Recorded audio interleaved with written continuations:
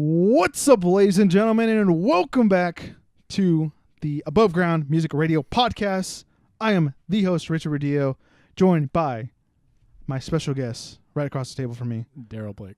I was going to say D.W. Blake, but we're going to go with DW. No, Daryl. Yeah, do DW. D.W. Blake. Darkwing.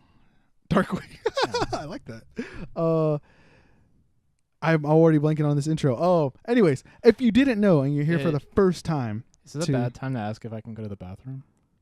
Well, let's do it in between the song. Okay. So give me a second. I'm ready. So let me finish this intro.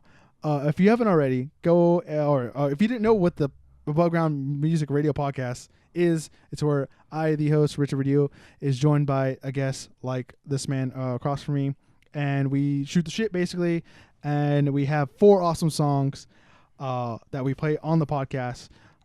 This next song, or the first song of this podcast, is this young man's band, the Grinning Ghosts, UCI, Rag. It's the world premiere, apparently, ladies and gentlemen. I'm actually excited. Yeah, or I'm pretty sure that's what it's called. Oh yeah, that's what. Yeah, before I forgot what the song's called. So he forgot what the song's called. Hopefully it's UCI Rag. If it's not, then it's a different name. But who cares? Oh no, dude, it's UCI Graduation Rag. Graduation Rag. Okay, yeah. UCI Graduation Rag. That was important. Okay, that is important. Important part of the title. Okay. It casts what the song means. Okay. So enjoy the song, and we'll see you guys after this. Bye.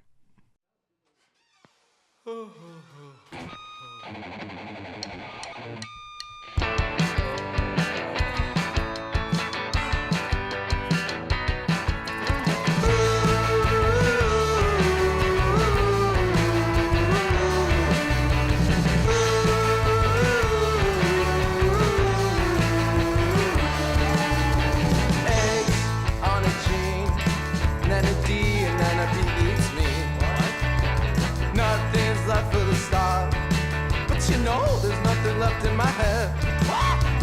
Thought that just another idealistic quotient of man.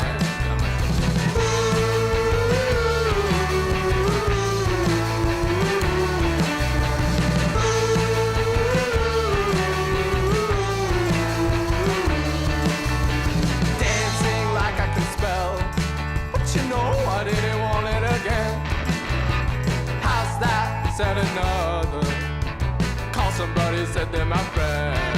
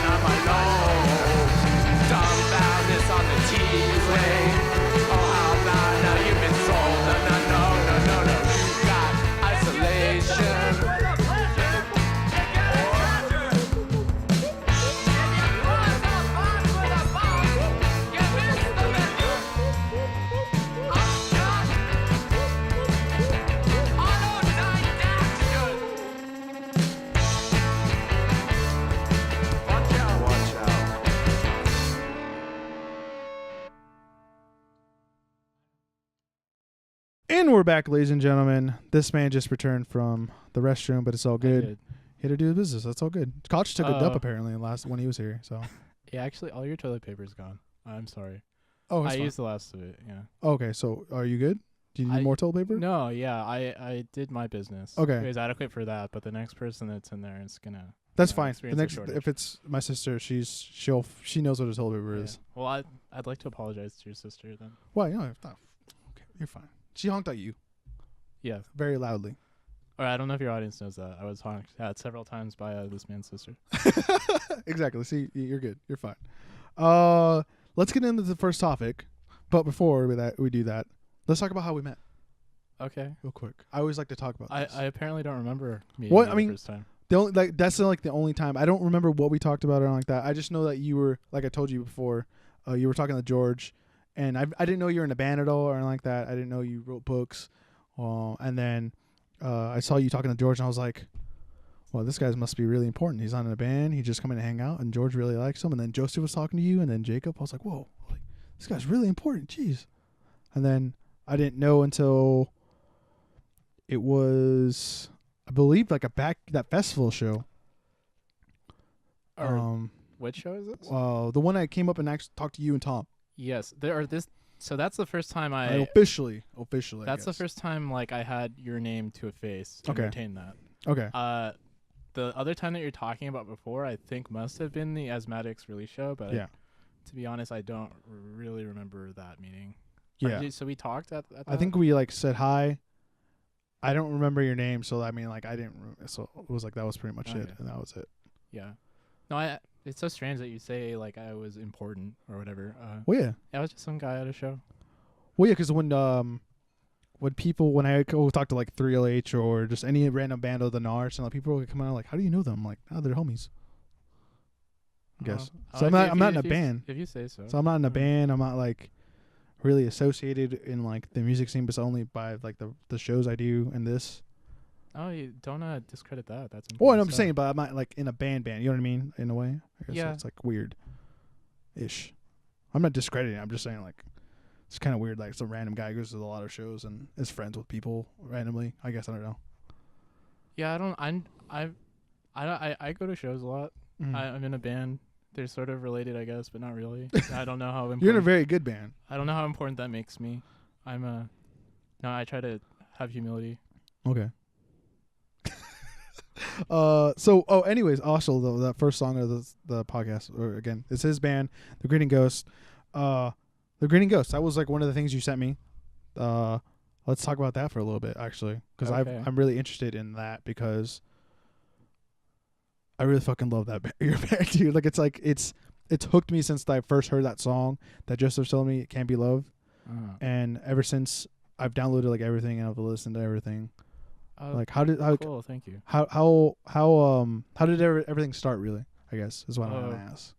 So this is a long bloody history. Let's go. Let's do it. It's much like the history of the French, which we were also talking about earlier. We were. So I don't know how much I'm allowed to go into it. Okay.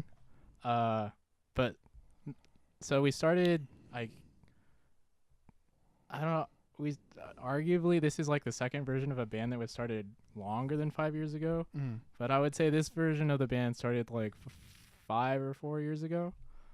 So we wrote a bunch of songs and recorded them, and we put out our first album on Burger, which I guess was 3 years and change ago. And then we went to work recording our second album, which is still not released, but those sessions were crazy. Mm. Excuse me. They lasted for a year. Probably we recorded over the course of a year in 5 different sessions or something, maybe 6. And we recorded 30 plus songs. It was 33 songs. Wow. Yeah, and so we've been putting out these EPs, which are from those sessions of the 30 songs. Mm-hmm. And then is this going to lead up to the actual album release? I'm guessing. Yeah, the plan is to put out the album, which I think we're still deciding when that is exactly. Hopefully it'll be soon. And I also don't know. I think we're putting out 10 songs from that. and then we're just gonna throw up everything else. Okay. And all those songs were actually around since the time we recorded the first album. Okay. Or a lot of people don't know this. The first album was a concept album. It's like a loose concept album. Mm-hmm. Is it connected? Oh no, this is connected to that more or less. Yeah. I'm guessing. Okay. Or he's talking about my book, liner notes. Yeah, so the first album was a loose concept album, and this book is like a supplement to that story. Like characters that appear in that album are also in this book. That's cool. Yeah, and then so like basically all the songs that didn't fit in with that concept or we didn't think were good enough were held off that first album, and that became the material for what's going to be our second album. Okay. So I don't. During those sessions, like I guess, depending on who you talk to, I got crazy or other people got crazy. Okay. and we dissolved the band more or less. So this would have been like 2 years ago, I think. The album got done, but then it sat around forever because there basically wasn't like a band to put it out anymore. And then a year ago,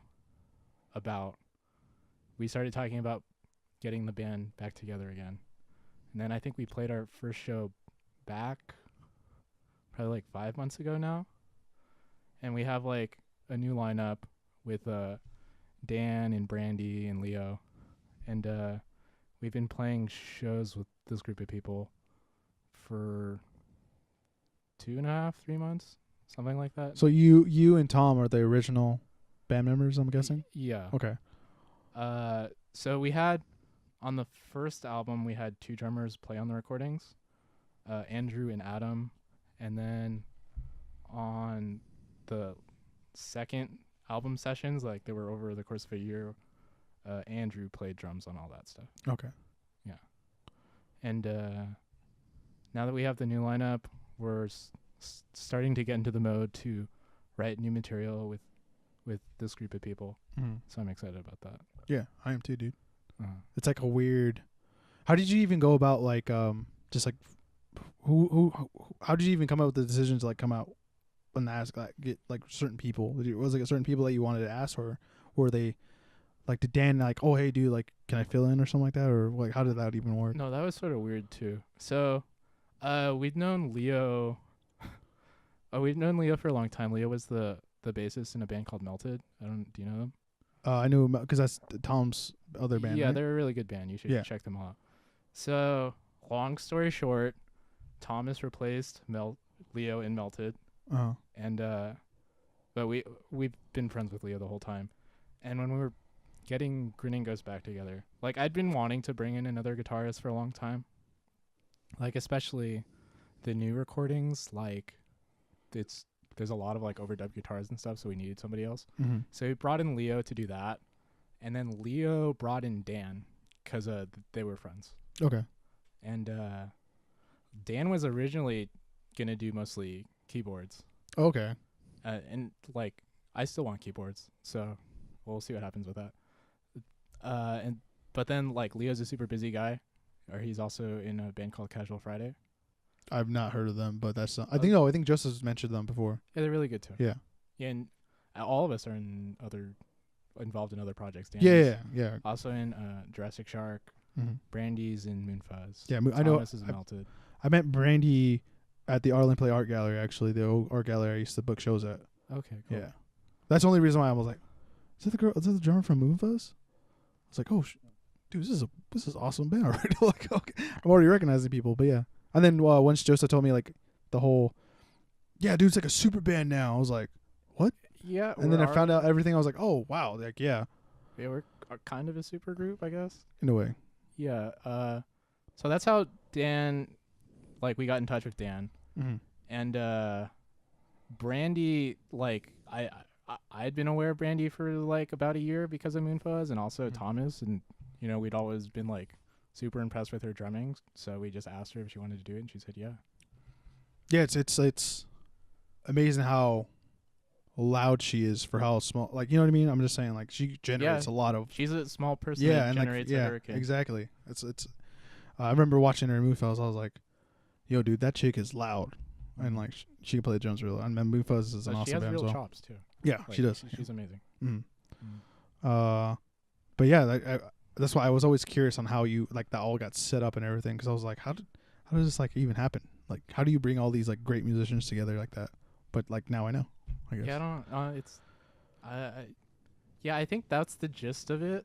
That sort of makes sense, right? I don't know where the holes in that story. So are you just in the Grinning Ghosts and then your side, like your solo stuff, or is there something else you do that I don't know of?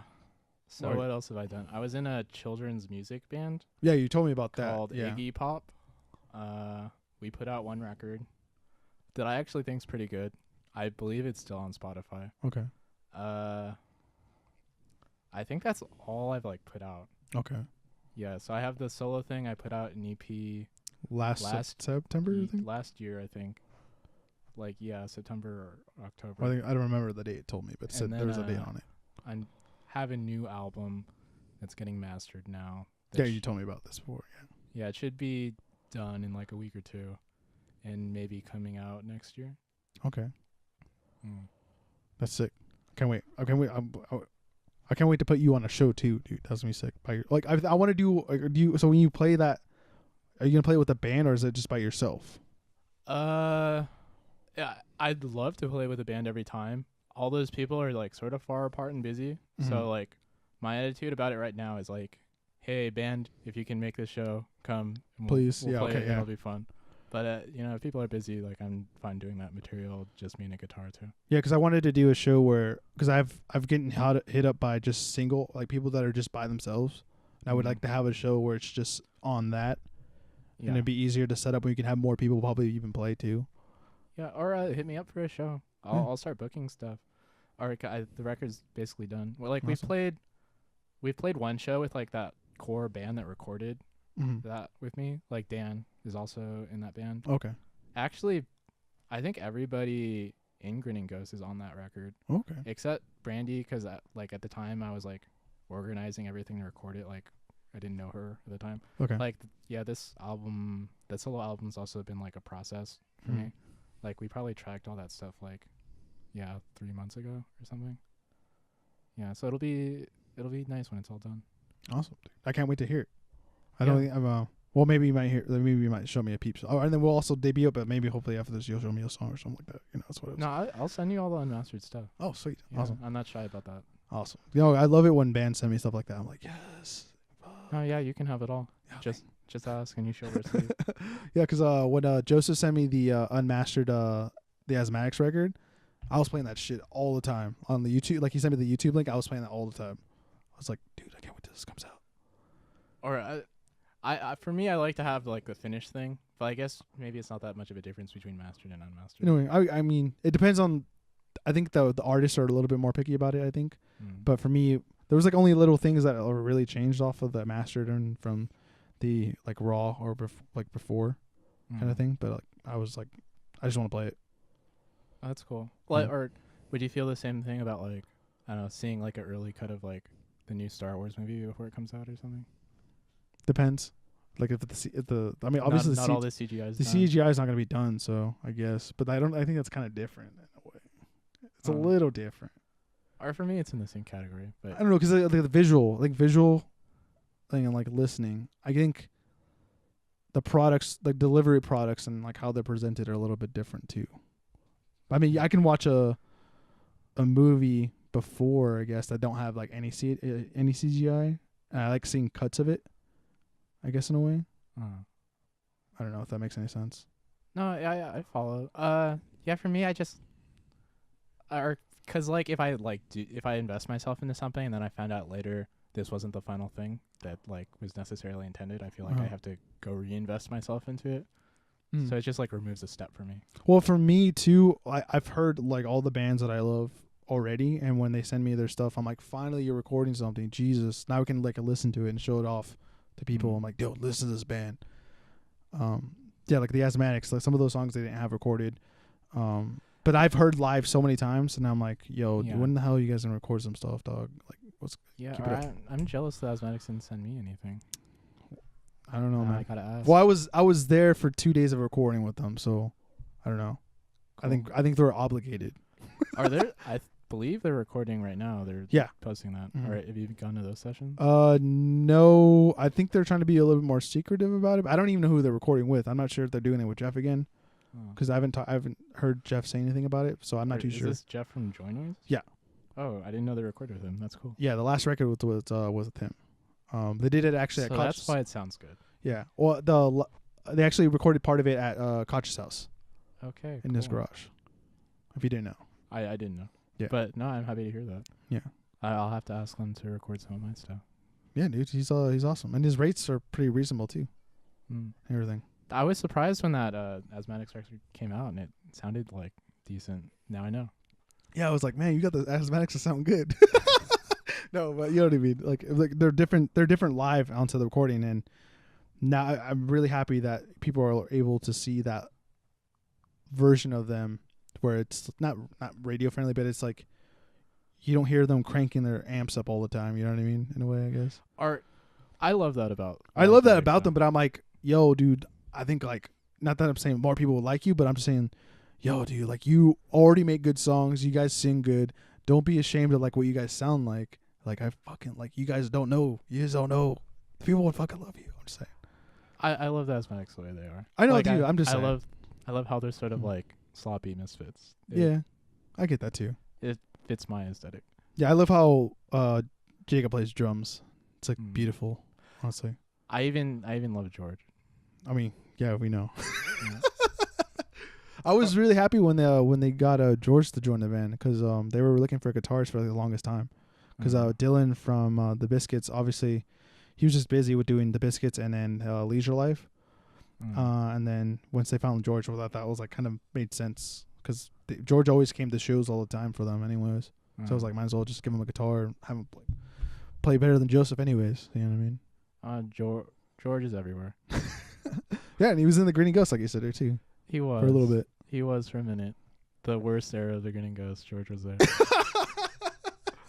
Well, I love George. Don't Yeah. get me wrong. Yeah. But I also hate George. But I love George. And I generally think the Azmatics are a good band. Yeah. I've heard a lot of good things from just people. Well, they were one of the old art gallery that I used to work at, Arlen. That was one of his favorite bands just to go watch. Just he loved the performance and also just the. They put on what a was that? they put on a great show. Yeah. Like I love probably the most fun I've had at a show in like the last year is Azmatics. Mm. Yeah. The show it was at their release at Beatnik. It's a lot of Mhm. fun.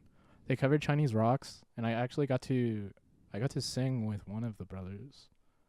It's probably It was Jacob. Jacob. Yeah, Jacob. Yeah, anytime they start covering anything, it's when Jacob's not Mhm. playing drums. Yeah, no, he let me come in on the chorus. It's a dream come true. Jorge was like 10 feet away on the drums, I believe. Oh, he was playing drums. Okay, so Joseph was actually playing guitar then. I think so. Okay. Yeah. And then I think they finally found a permanent bassist too. I forgot his name already. Or is he permanent? Yeah, I think so. Okay. I'm not too That's sure. good. I'm glad they have somebody so there's stability. Yeah. They played a show with Kashmir. Do you know Kashmir? I've heard of them. Oh, it's a guy. And he's in I thought that was a band. No, never mind. well, it's a Led Zeppelin song, but it's also Okay. this guy's name. And no, he what is his band? I'm sorry, I'm blanking on your band, dude. The guy that played at the EP release, the Joynoise. No, he played at a locker room show. It's Well, either was David or the dude from. No, I'm positive his name's Kashmir. Yo, yeah, he's in what band is it in? Counterminds. Yes. Yeah, No, yeah, I love that guy. yeah, his mom's badass. I remember talking about his I've mom. never met his mom. Well, I mean, I've never met his mom, but the way he talks about her, it's like, whoa, dude, I want to meet your mom, bro. Not like to like, you know what I mean, but you know what I mean. That's kind of weird, but But you know, cool. no, just the way he's like, yeah, my mom used to play bass, and now I play bass. I was like, what do you mean your mom played bass? Yeah, she played in like these heavy metal bands back in the day. I was like, what? And he talked about it for a little bit. Oh, that's cool. I gotta talk to him about that. Yeah, dude, it's I pretty didn't sick. know that story. Yeah, I didn't know it either. I thought you were saying like he wanted to be his mom, and I was like, okay. No, I just Each like, his own. I was like, dude, I want to hear what kind of stories your mom's has, because like those older band It's stories. like a metal band in the 70s. I think so. Yeah, Wow, I believe. Maybe it was like late 80s. Maybe I'm not too sure. I have to double check, cool. or you have to follow up. No, I'll ask him about that. Yeah, I haven't seen him in a minute.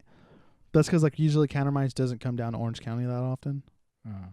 and they're usually like in the like their area, kind of Hacienda Heights, Southgate, San Gabriel Valley. Yeah, I don't believe I've ever seen them play live. They don't. I don't think they play as often as they used to. I think they're working on stuff. I believe from the last time I talked to them. Cool. Well, yeah, Yeah. I'm excited for that. Yeah, they're fun. Yeah, let's get into another song. Sure. Unless you want to talk about more about Grinning Ghosts. I mean, I don't know. I think we Oh. talked a lot about Grinning Ghosts, but I don't know what else is there to say. Like we have those songs that are coming out. yeah, the We current have EP. shows coming up. We're playing with the NARS, and I'm so bad at this. I don't remember who else is on the bill, but I think that's this Friday, and I think we're going to Las Vegas on Saturday. Damn, Yeah, so that should be fun. that should be fun. And Yeah, then I think we have a couple shows in December. I don't know. Just go look at our social media, Yes. Instagram, the Grinning Ghost. Spotify. It's just the Grinning Ghost, right? I don't know. On Instagram, right? I'm I pretty think sure. so, Yeah, just yeah. look it up. It should be up there. Mm. Yeah. So let's get into the next song then, right? Okay. The second song is the Azmatics, actually, and this song is called "Pathetic." Enjoy. I love you, George.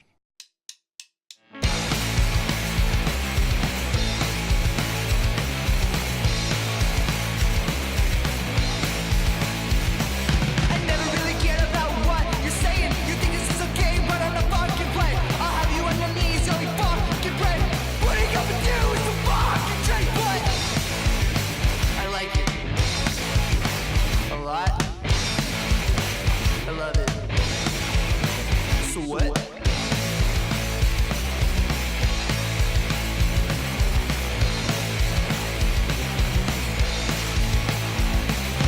Everything I do is so fucking pathetic. You tell me that I'm wrong, but I just don't get it.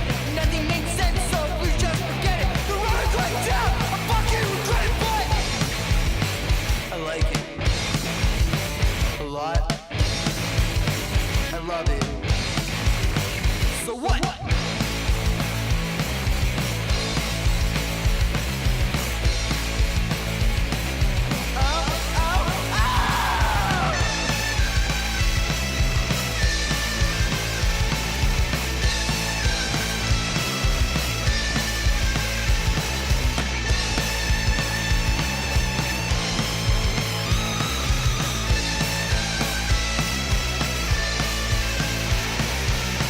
I like it a lot.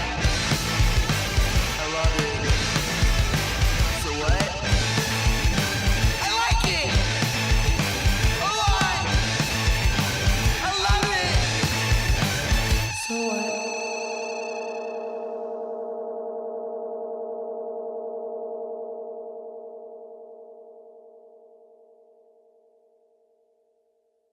And we're back, ladies and gentlemen. You okay? I'm okay. That was the Asthmatics, "Pathetic." I love it every time they play that song and they look at me and they say, "Richard, you're pathetic," and I'm like, "Yeah, that's kind of true." But yeah, Yeah, I was gonna say, aptly titled song. let's get into some cool stuff. We've already talked about your solo stuff in a way, but let's get into it a little bit more because you had Okay. that as a topic thing on the list that you sent me. Yeah.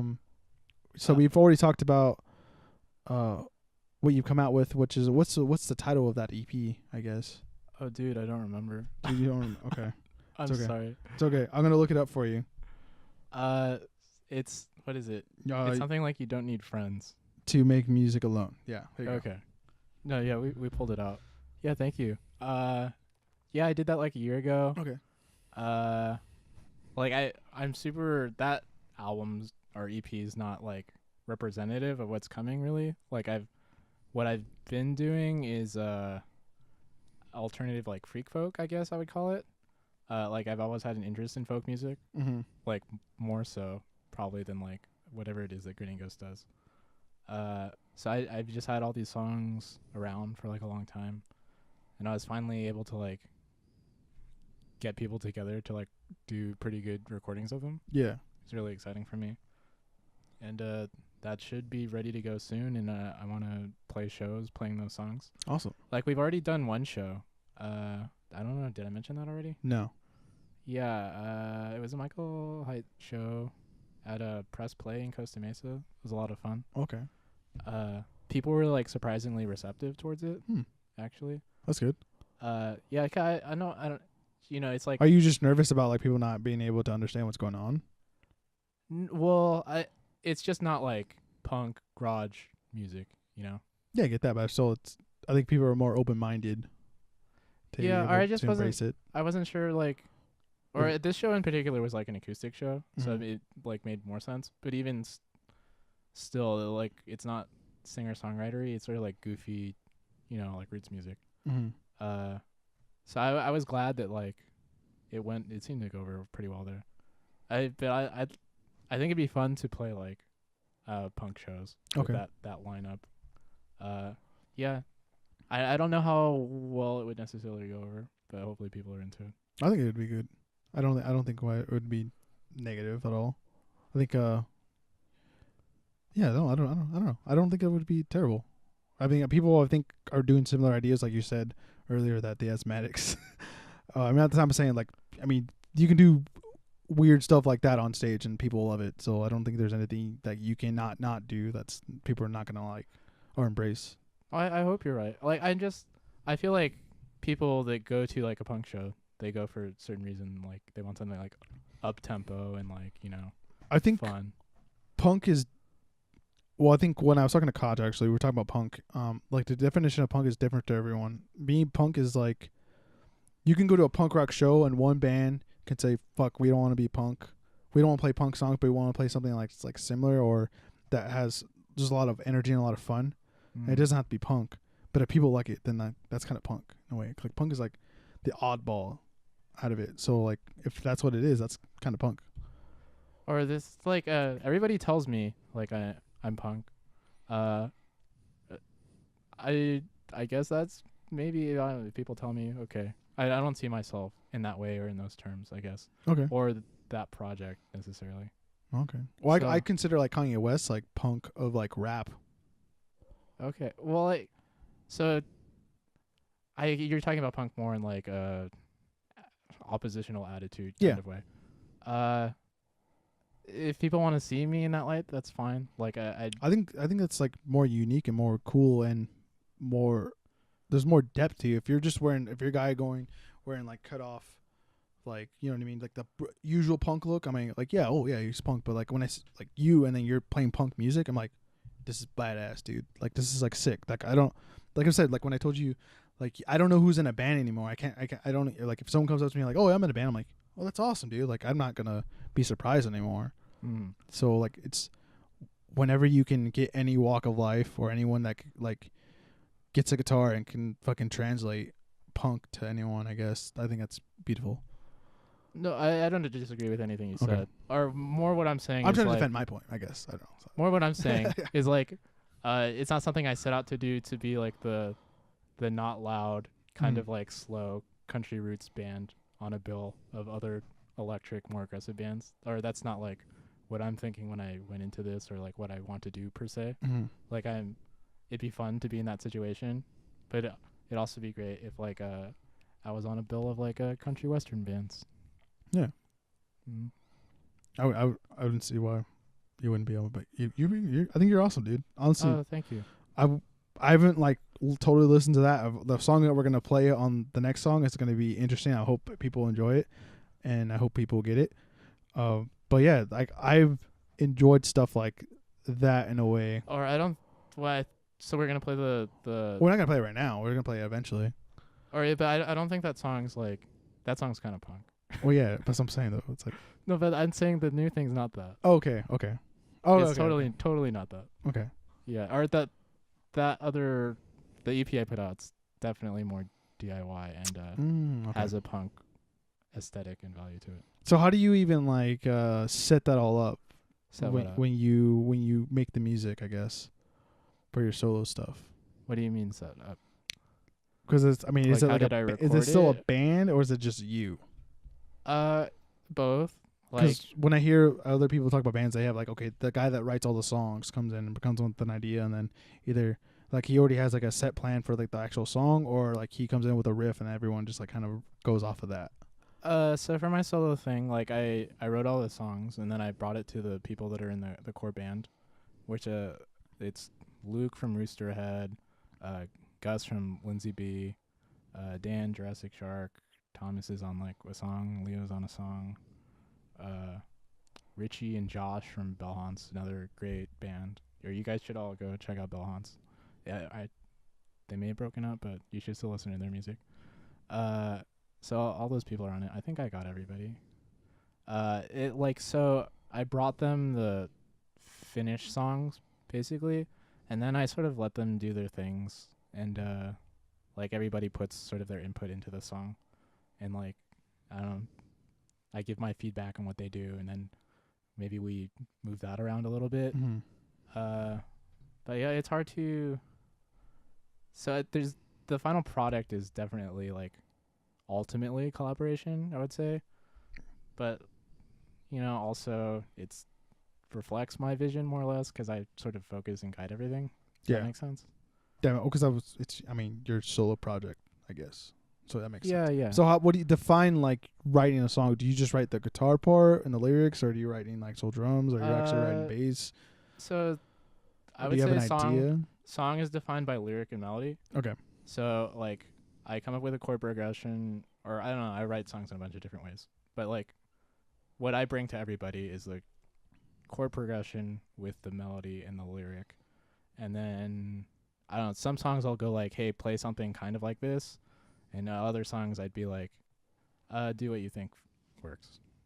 So, and then there's usually like some back and forth about that stuff. Yeah, because I think I was talking to Nathan from Scatterbrain, and he talks about when they initially they start jamming it, and then he'll go back like the next day or by himself, then he'll be like, okay, I want to do this instead. Like he usually just like a raw kind of basic beats to it because he's a drummer. But then when he comes back, he'll have something more fine, and then as the song keeps going and kind of evolving, I guess, until like the final product, he kind of like fine tunes it and polishes it, I guess. And then even stuff where he's recorded, I guess, he's even kind of changed from the actual recording. And there's some songs that Scatterbrain actually plays that are actually somewhat different from the actual recording. Actually, I think we're playing with Scatterbrain this Friday too. Awesome. That's awesome. Yeah. If I don't go, give Nathan and Perry a hug for me.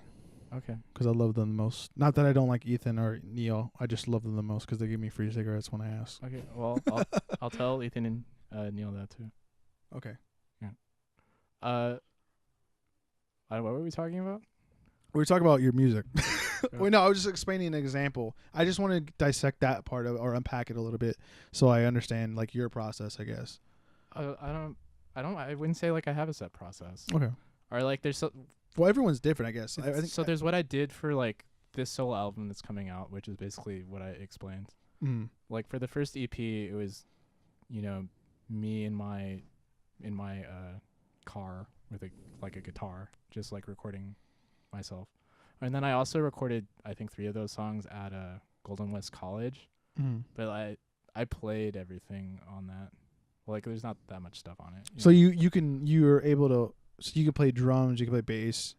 So the first EP, there's no drums or bass on it. There's 2 guitars, like my vocal, and then percussion. Can you play any other instrument besides guitar? Harmonica. Like I can play bass, but I'm not a bass player. Like, I can play like really rudimentary piano chords. Yeah, I don't think of myself as a musician actually. Okay. I don't know if we ever talked about that. Why not? I don't know that much about music. Really? Like, yeah, dude, because like your fucking songs are rad. I don't know what you're talking about. Well, I'm a songwriter. Yeah. I don't have a deep knowledge of music. Do you know like 80-20 learning? No. So if you learn like 20%, if you imagine like everything you could possibly know about music being like 100%, if you put in 100% of your effort to learn everything there is to know about music, like you have the ability that comes with that kind of knowledge. Like I know like 3 or 4 things about music, but I can get 80% of the results. Yeah, because because I'm starting to learn guitar. When I look at you playing guitar and I look at your finger shapes, I could see like chords that, not that it's chords. Oh, I could play that chord, but I'm like, I can't play that chord like after that chord and then after that, because I'm still like trying to get my fingers to memorize so to do that stuff. But like I recognize like chords. Are you saying like you're only playing like simpler stuff? Is that what you're saying? Yes and no. Like I'm just so, especially like the Grinning Ghost songs, like basically everything we've recorded to now, like I've made like a conscious decision to keep them really simple. So it's 3 or 4 chords usually, and sometimes 5. Well, like just the number of chords like in a progression, there's some correlation to the complexity of the music or sophistication of it. But like it's all, I think the way it's put together, it's like pretty simple, you know. Okay. Like in the new solo thing that's coming out, like I made a conscious decision to react against like what I've been doing in Grinning Ghosts, where I wrote a song that's like it has something like 20 chords in it and like some weird chords. Okay. That was super effortful for me, and like I had to like look up the chords, and that song took me like close to a year to write. I think. Real? Yeah. Well, yeah, it makes sense. Some people just like hold on to stuff and then don't come back to it until later, so that makes sense. Yeah, or I'm not saying for that. Well, I'm saying like I can understand why it took you that long to make something like that. Or it was something new for me, so I had to think a lot about it, you know. And like I don't know if it turned out to be a good song even, but it was just like it met my goal of like I'm doing something new for me, where it's like I just made the decision that this is going to be unnecessarily like difficult or more complicated than what I had been doing. Okay. So I don't know. Yeah, I do a bunch of different things. How do you like record, or how do you get something ready before you like record, or before you actually present it to like the band? Do you have like, when you originally write, do you record like, oh, I'm going to record this chord progression, or do you actually write it down like in like tab or something like that, or like in some kind of sheet, or do you? So usually like when I'm writing a song, or for me, like I've never gone into a studio with the song not finished. Yeah. So like when I'm coming up with the song, I'll usually record a demo on my phone and then also write down what the chord progression is in like an email, and then I'll send myself the recording. How do you write the chord progression like on paper? I'm just curious. I just usually type it. Okay. So yeah, you say like, okay, like this is C, usually, and then you hit like, this is like C for like the spinny strums or something like that, I'm guessing. I usually break it up into sections of the song, and then also like measures. So like I'll label like at the top of the email intro, and then I'll put the chord progression, that's the intro for like the first bar, and second bar if it's a different progression or something. And then I'll do that for each section of the song. Okay. I think on my Instagram, when I was trying to teach like the longer complicated song to the band, like I had a big chart where I wrote up like the, I don't know, 20 chords or whatever it is in it, with like the different sections of the song. That song, it's stupidly, I don't know, big. So there was like 6 or 7 sections of the song, I guess, that, and I believe the only time the chord progression repeated was in the chorus. Yeah, so like the intro had its own chord progression, and the first verse had its own chord progression. Second verse had a slightly varied progression from the first verse. And then like the bridge verse, which would have been like the third verse, was like a modification of the chorus verse. And then like the outro of the song sort of repeated all of those things. Like, yeah. I get what you're saying. So does that make sense? Yeah, I get. Yeah, I can see it in my head, because like the way I am, like I was talking to Koch about the way I'm learning different chords now, and now I'm just like reading tab. I'm like, or reading tabs of like some songs I just want to learn. Then I'm like, oh wait, I could just write tab myself and see what if it sounds right. And like I'm kind of learning music theory, so I'm like writing it down. So I'm like, okay, let me just see if this sounds like good at all, or it sounds pleasant. And sometimes it doesn't, sometimes it doesn't. It is ish. Yeah, so I've probably written like tabs of like a guitar part or something, like a couple times in my life, and I think it was only to teach it to other people. Like I think I actually did that for George or Jorge for like some of the guitar parts he was learning when he was trying to play with us. I don't know why. I that's the only way I can like. I can't see someone play it or someone like or hear it. I can if I see it first and I'm like, okay, now I'm able to kind of like be able to translate, I guess, better for me. I don't know. Mm-hmm. I guess it's different for everyone. Yeah, everybody works differently. Mm. I don't think I have a great ear. Like, I can't play by ear. Yeah, when I hear people, I'm like, dude, that's sick. Oh my god, you have a gift. No, it's like Dan and Leo's superpower. It's like they can just hear something and like almost like effortlessly. It's crazy. Actually, I'm excited for people to hear it. Like the solos that Dan did on the record, it was basically one take. He didn't come up with a solo beforehand. He just improvised something. It was just magic. That's sick. Yeah. That's actually pretty sick, dude. No, yeah, they're great musicians. Yeah. No, that's if you're not going to be a musician like myself and try to do music, it's a good idea to surround yourself with great musicians. Yeah. I get that. What were we going to talk about after that? I mean, do you want to talk about anything more about your solo stuff or?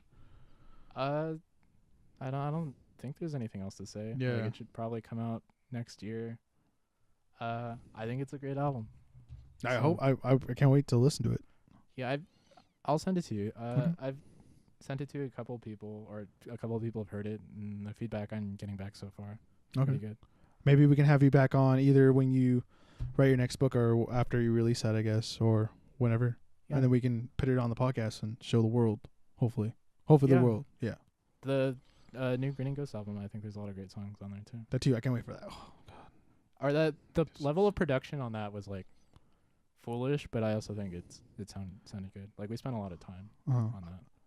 When I first heard Cant Be Loved, I was like, this band has to be signed. Like where is this band from? Like I was like Joseph, because Joseph finds like weird stuff. I was like, where is this band? And then like when I found it, I was like, oh dude, they're right here in front of me. I was like, I wanted like, it was weird. I fanboyed and I was like, I just touched the Grinning Ghosts right now. I'm sorry. And I'm just a person. I know, but I don't know what it is, but it's something that I've been like wanting to hear, I guess, in a way too. It's kind of perfect. Because I love this. Like, I appreciate all your enthusiasm about it. But yeah, I love it a lot. It's good. Yeah, no, we put a lot of time and work into, especially doing those, I don't know, like 35 songs or whatever we recorded. So I'm glad people are gonna see it soon. Yeah, and it's sick. I don't know how else to describe it. If anything, can we talk about how you sing? Sure. How did you even? How do you come to that? I guess. Well, I mean, describe your voice actually, real quick, and then. I don't know. I sound like me. There's no like effort or planning went really? into this. This is just what I. Because like I have like the violent femmes, like I can hear like that. Like I'm just like, oh my god, dude, and I don't know. It's just weird. Yeah, I don't like my own voice. Really? Oh fuck, I love your voice, bro. Are you serious? No, I get that. Or the feedback that I've gotten is usually more positive. Yeah. But yeah, I'm not. I'm okay with it. But I don't think it's. I like. What, you want to sound like Freddie Mercury? It'd be cool, Like it'd be nice if I had a really pleasant voice with like a huge range and a lot of power. I have what I have, or I don't know how true that is. I could probably learn to be like I guess better singer if I wanted to. I just, this is what I do. I didn't think much about it. I guess like subconsciously I emulate like people that I listen to a lot. Who's that then? This is gonna sound dumb. So like I think the biggest influences on my voice are Bob Dylan, Lou Reed. There's probably like a little bit of Kurt Cobain in there, and then also that the squealy sound that R2D2 makes. I do that a little bit. I think on purpose. It just when I try to be excited and energetic, that's how it comes out. Okay, I get the energy part, but I don't know, dude. Like you, on how you kind of like, you're not even singing, you're just talking, and I'm like, dude, how the fuck does he? No, that's me trying to sing. It just comes out but like talking. I'm just so jealous. Well, I'm jealous, but I'm also like, I love it. I love how you're more or less. I don't know. Have you heard of Hobo Johnson? Yes. I'm not saying like, oh, I love him or like about like how he just talks, and it just feels right. But the way you do your stuff is like the same kind of feeling. Well, like it just feels right. It just feels natural, but also just feels, I don't know, like it translates. It hits my brain, and this better. Like I'm able to listen to you better, I guess. Well, thank you for all your kind words. Yeah. But like me, even like in the sort of like category of voices that I guess I fall into, like I wish I sounded more like Tom Waits or Muddy Waters, where like if I'm not going to be like a great singer, I wish I had like this really like gruff old man voice that has like a lot of character. Like maybe I can get there in 20 years or something. We'll see. Yeah, smoke a lot of cigarettes probably. Yeah, or I can't really smoke. So maybe this is something else that contributes to the character of my voice is I have chronic bronchitis. Oh wow. So like I have a nasal drip in my I guess my sinuses that like goes in my throat. So I was like coughing all the time, especially like when I was like in, I don't know, middle school to like college sort of. I was just coughing like all the time. And you know, it's sort of I think I sound hoarser now than I did definitely when I was like in high school. And my voice just sort of has like a high like nasal quality to it even when I'm just talking. So it wasn't a choice. So Well, no, it's not me regardless. It's still good, honestly. I enjoy it. Yeah, thank you. I know I'm being weird right now, but I'm sorry. I'm fanboying out. You're fine. Like well, I'm fanboying out because like you're like one of like the emerging bands like on my favorite like top 5 lists of the scene. I guess local bands, like the NARS. I'm gonna have John from the NARS. Not next week, but the week after. We're already like we're homies and stuff. I've gone like over and hung out with them, and like I remember playing them. Like they showed me like, "Yo, Richard, we're gonna play a new song for you," and I was like, "What the fuck? Like this is my favorite band."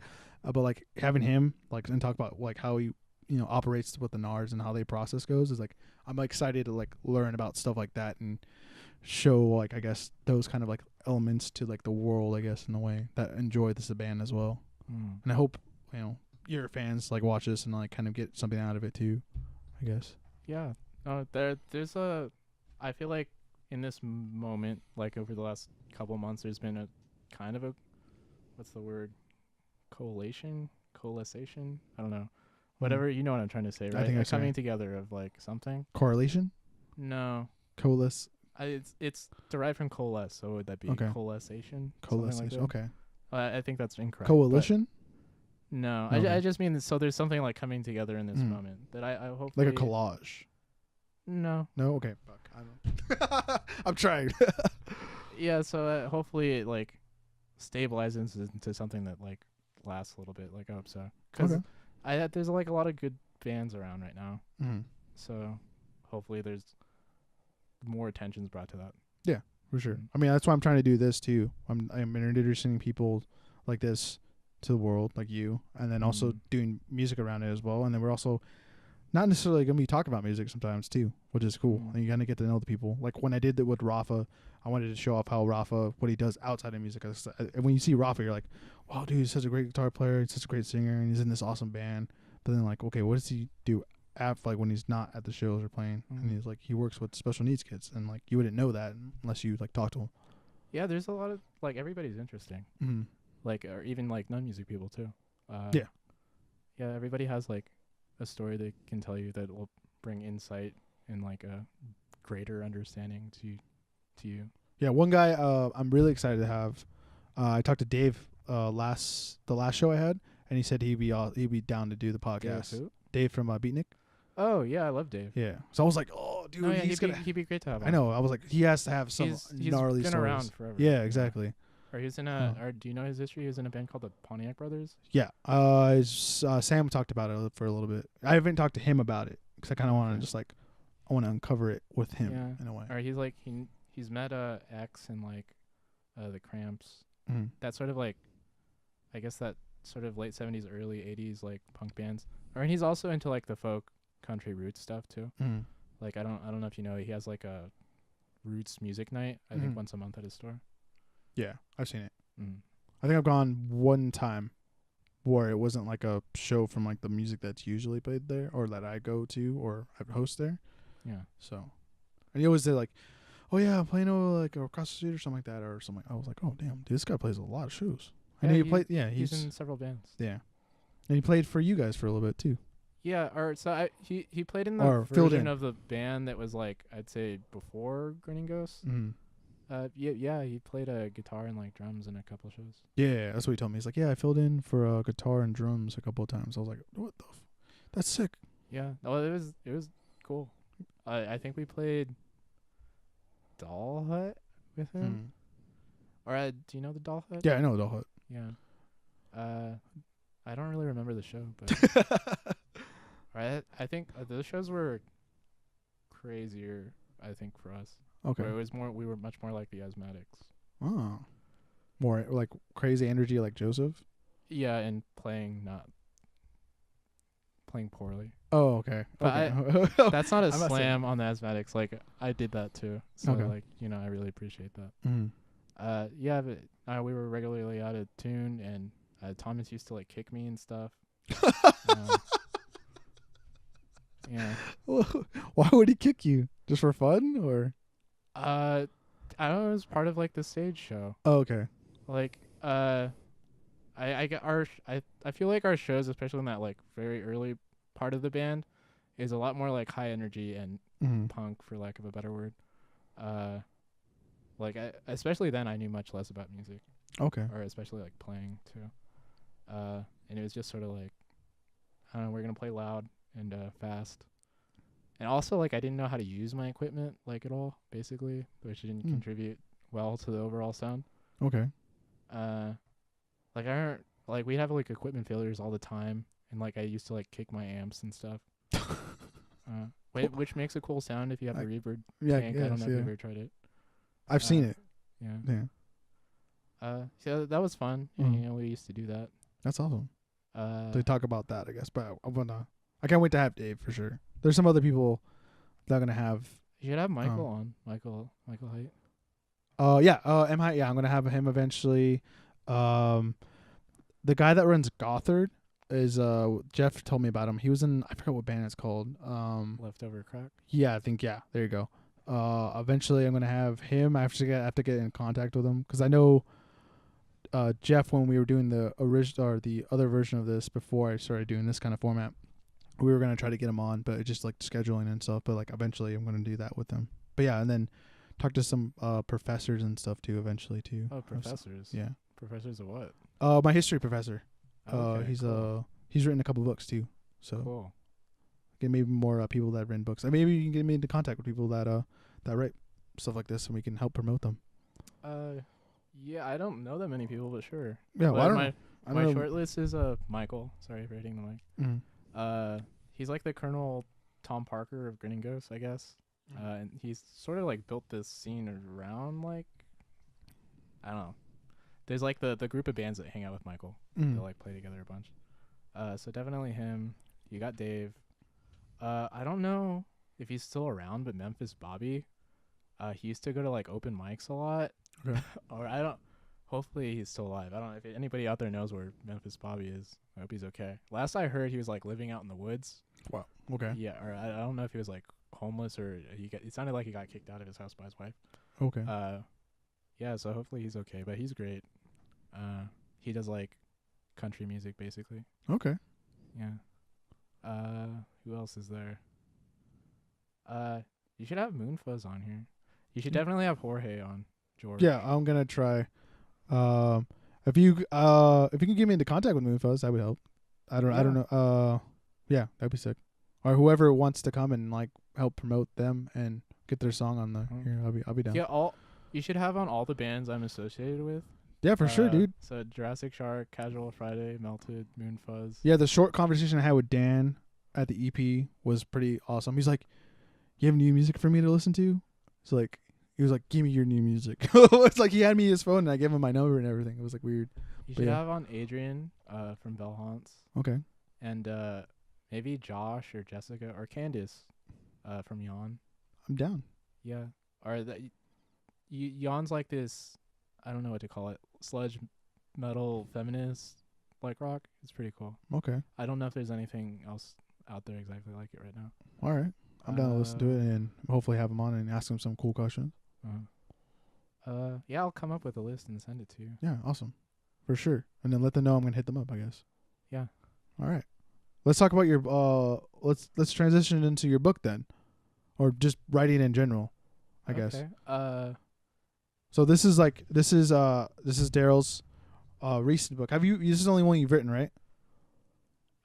It's the only thing that's out. Okay, but you've written other stuff, obviously. I've written other stuff.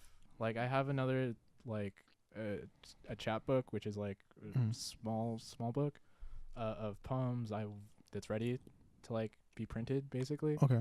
I just like I'm trying to space out my releases more because this just came out, and then like there's like the solo music and then the Grinning Ghosts music. Okay. So sometime next year I want to put out that chap book of poetry, and then I have another book of poems, and I'm writing another book right now. Okay. I might try to put out a book of short stories too. I don't know. We'll see what happens. So and then you're in the is that over for the writing month thing? No, it goes the whole month. Yeah, I was saying until November. But you just got the like this little thing, like the 50,000 words thing. Yeah, or so the main goal is to write 50,000 words in the month of November. Okay. And I managed to do that like a couple days ago. But like I'm not done with the book. Okay. You know, and doing the 50,000 words is incidental to my real goal of finishing a first draft of the book I'm trying to write. Okay. This book, so it's like tied in with the first Grinning Ghost album. Like the first Grinning Ghost album is a loose concept album, and the characters in that concept album are in this, and this expands on certain themes that are on that record too. Okay. Like this was actually, most of it was around when that album came out, and I wanted to release it with the album. Like that album only got released on cassettes by Burger Records. I think there's some cassettes out there somewhere still. Really? Yeah. And it was just too much material to include in the liner notes. That's why it's called liner notes. It was supposed to be released with that. Oh, okay. But yeah, we just didn't have the resources and stuff to do it. And then I came back to it, and I wrote some more stuff and edited it, and then I just put it out on a book, as a book on its own. Because like I think it's standalone, but it's, if you want to get that extra layer of stuff, you'll listen to it in conjunction with the album. Okay. Yeah, because I've basically dipped my toes in it, and I'm already enjoying it. Like the first, like even before I even started, like you got into the book, you're like, I don't know what this really is, or something like that. I forgot what you said. Yeah, I don't know what to call it. Yeah, I don't know what to call it, so I'm gonna call it a novella. But I know of novellas. I think video games sometimes do this, where they release like 100-page novella to like a prelude to like the video game or something like that. I've heard of stuff like that, or for movies and stuff. Yeah, a novella is just something that's longer than a short story, shorter than a novel. Yeah. So this is, well, it's sort of hard to talk about. It's the book's super like postmodern, so theoretically, if you wanted to, it could be like infinitely long, but the text itself is, it's like 100 pages. Like, and it's pretty like fast read of the 100 pages, like if you were just read the text. But like I have an essay at the end that sort of explains how you're supposed to read it. Like I included it at the end because I try to explain how you're reading it, or how I intend you to read it throughout the book, sort of like a tutorial, like at the beginning of a video game. Yeah. You're like going through the video game and it's teaching you how to do the different things.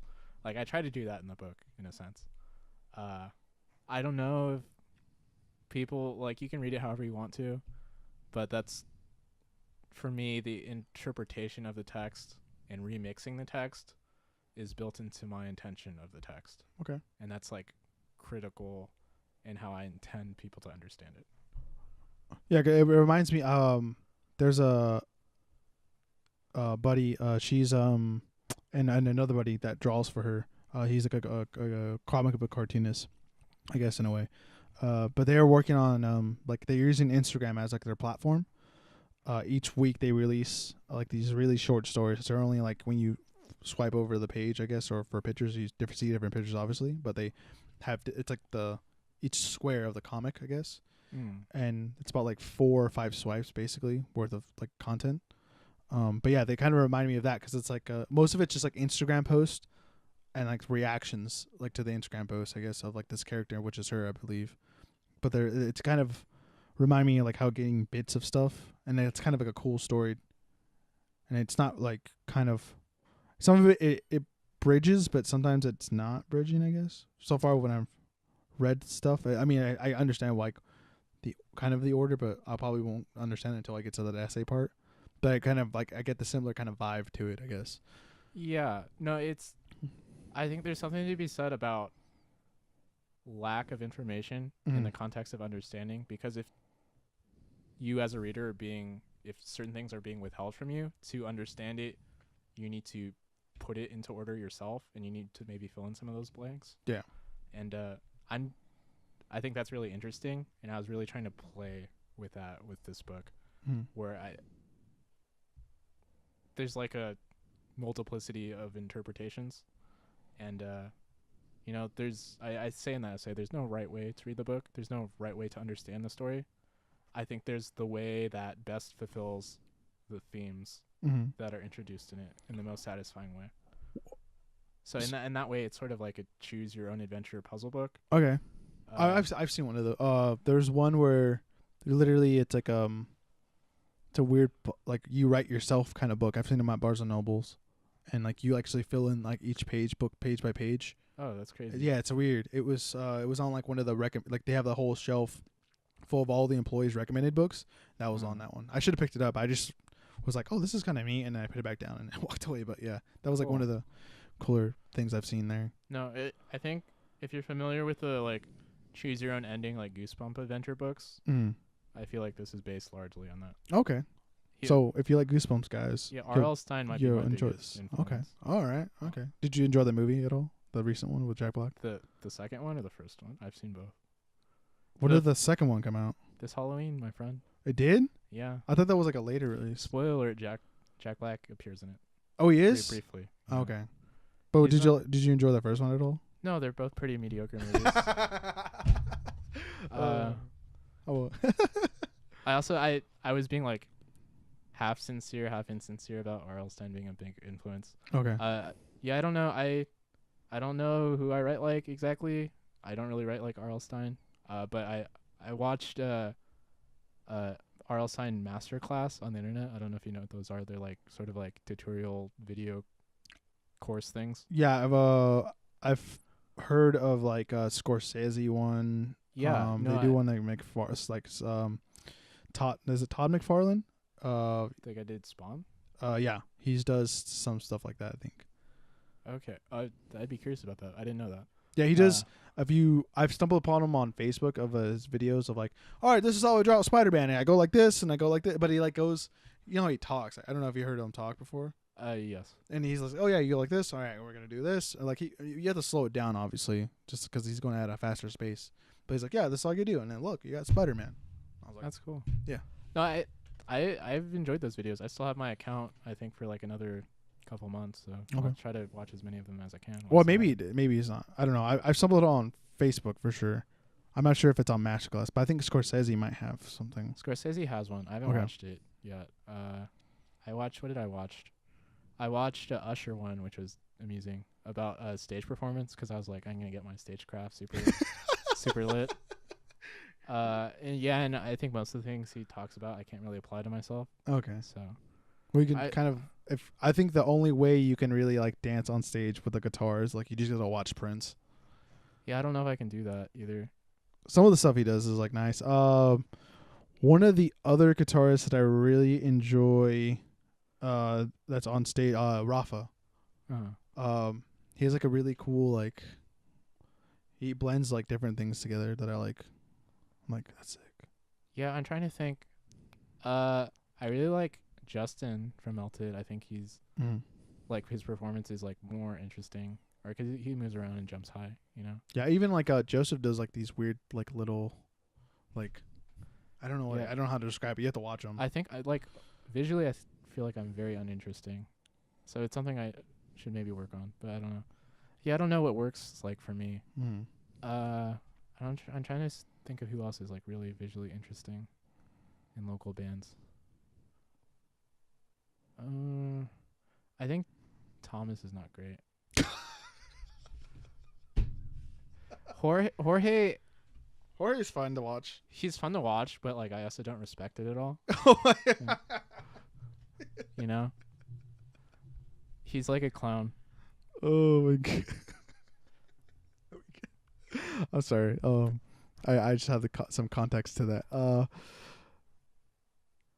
What was it? Oh, I was gonna ask you about so the writing part. So I've been seeing you going to like random places to write. Yeah, or so Let's talk about that for a little bit. is part of the like NaNoWriMo thing. Like, there's organizers for Orange County, and I just found out about this like a week before like it started, and I was like, I'm trying to write more, so yeah, I'll try this out. But they have like they call them MLs, stands for Municipal Liaison, I believe, that basically organize different writing events throughout Orange County. This is also sort of weird. I learned that there's apparently like a feud between North Orange County and South Orange County.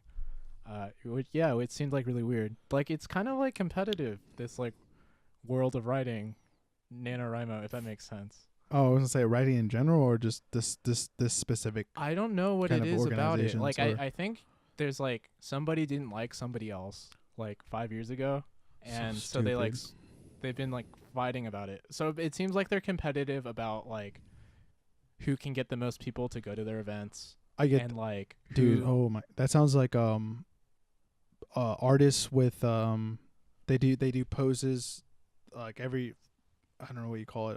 They basically have like a model come in, and then everyone just like draws a model, and like whoever runs it, someone doesn't like for some reason. Then they go start their own little like group of people at a different place, and then they try to bring people over. It's kind of like that. But yeah, I see what you're saying.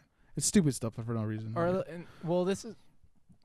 It seems like they compete over like word count and also who gets like the most donations, or so they're trying to raise money for the NaNoWriMo organization. I get which that. I think they contribute money to like young writer programs. Okay. For like, I guess. Was at younger least for a good students. cause right there. At least. Yeah. Yeah. And well, anyway, so they organize these events, and I've been going to those, which I don't think they actually like help me write. I just like your poster. Like, I don't know what I'm doing. Your Yeah, posts have been I don't like know. hilarious. I don't know, because it's weird. Like, Yeah. I don't think You're at an IKEA. I don't when I need to you're write, at like I Dunkin' go to this, Donuts. I like writing in the weird places. Okay. Like I had a lot of fun at IKEA. I also had a lot of fun. We got on a train and went to Oceanside, and the idea was to write on a train. I was mostly like just like looking out the window, and I was like, man, this is nice. Like I maybe wrote, I don't know, 600 words on the hour and a half I was on the train, which is, not great for me.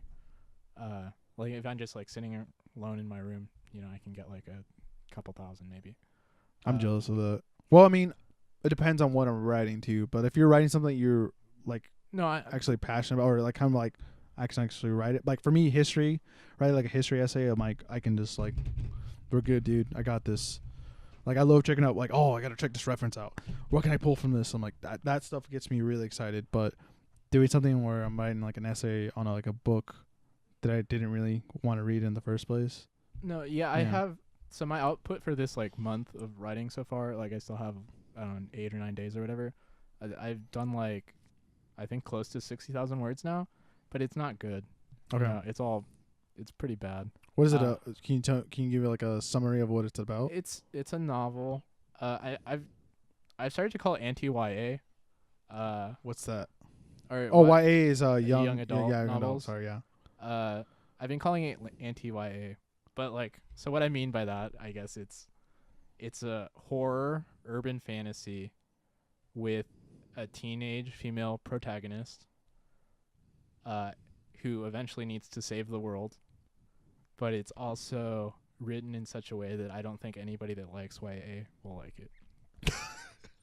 I only know what YA. Have you? There's a Netflix series called College Friends, I think that's what it's called, and one of the guys is an author, and they're trying to convince him to do YA, and he's like, I don't want to do this. It sucks. I'm like, yeah, that was me. Okay, but anyways, that's why only reason why I know what YA is. But yeah, sorry. Well, I don't know that YA sucks. Like I maybe read one YA book, Harry Potter. Like Hunger Games. Well, yeah. Divergent. The Twilight. Yeah. All those. Fault for Our Stars. Yes. The stuff that makes money, I guess. So. Yeah. Well, I don't know. I basically started this project with the idea of like, I'll try this novel writing month thing to see if I can write something that long, because I never have before. So, you know, I just picked this thing because it seemed like a lot of the people around me were doing YA. Mm-hmm. So I was like, okay, I'll try to do this. And I found to just get the word output, it's not that hard. Because it seemed much more intimidating to me when I started.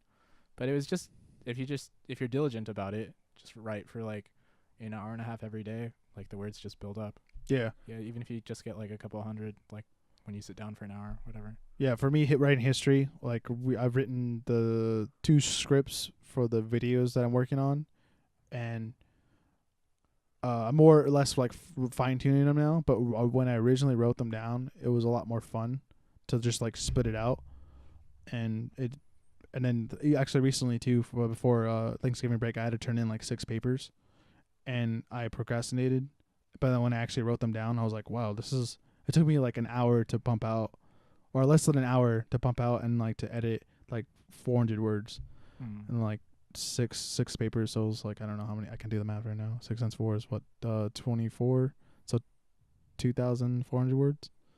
I'm not good at math. Yeah, I think I'll that's take what it your was. word for it. I'm pretty sure that's what it was. But yeah, I was like, whoa, dude, I did that all like within like less than 4 or 5 hours, I guess, and like actually edited it and everything. I was like, wow, I should like start just writing random stuff. That's why, like, I guess before we started recording, I told you that I was kind of inspired, like you wrote this in a way, I guess, because you just did it, I guess, and that's what you do. But like for me, I like writing history, and I'm like more inclined to, I guess, just to maybe do something, I guess, and write a book about history. Yeah, if there's anything people can take away from this podcast, it's if there's something you want to do, just go out there and do it. Yeah. So that Bob Dylan, there's a Bob Dylan line I really like. Everything that looms large from a distance up close ain't never that big. Yeah, even if it looks like you can't do it, like just try, and it's probably gonna end up that it's much easier than you thought it was. Mm-hmm. Like, I think basically everything in my life's been like that I've like set out to do.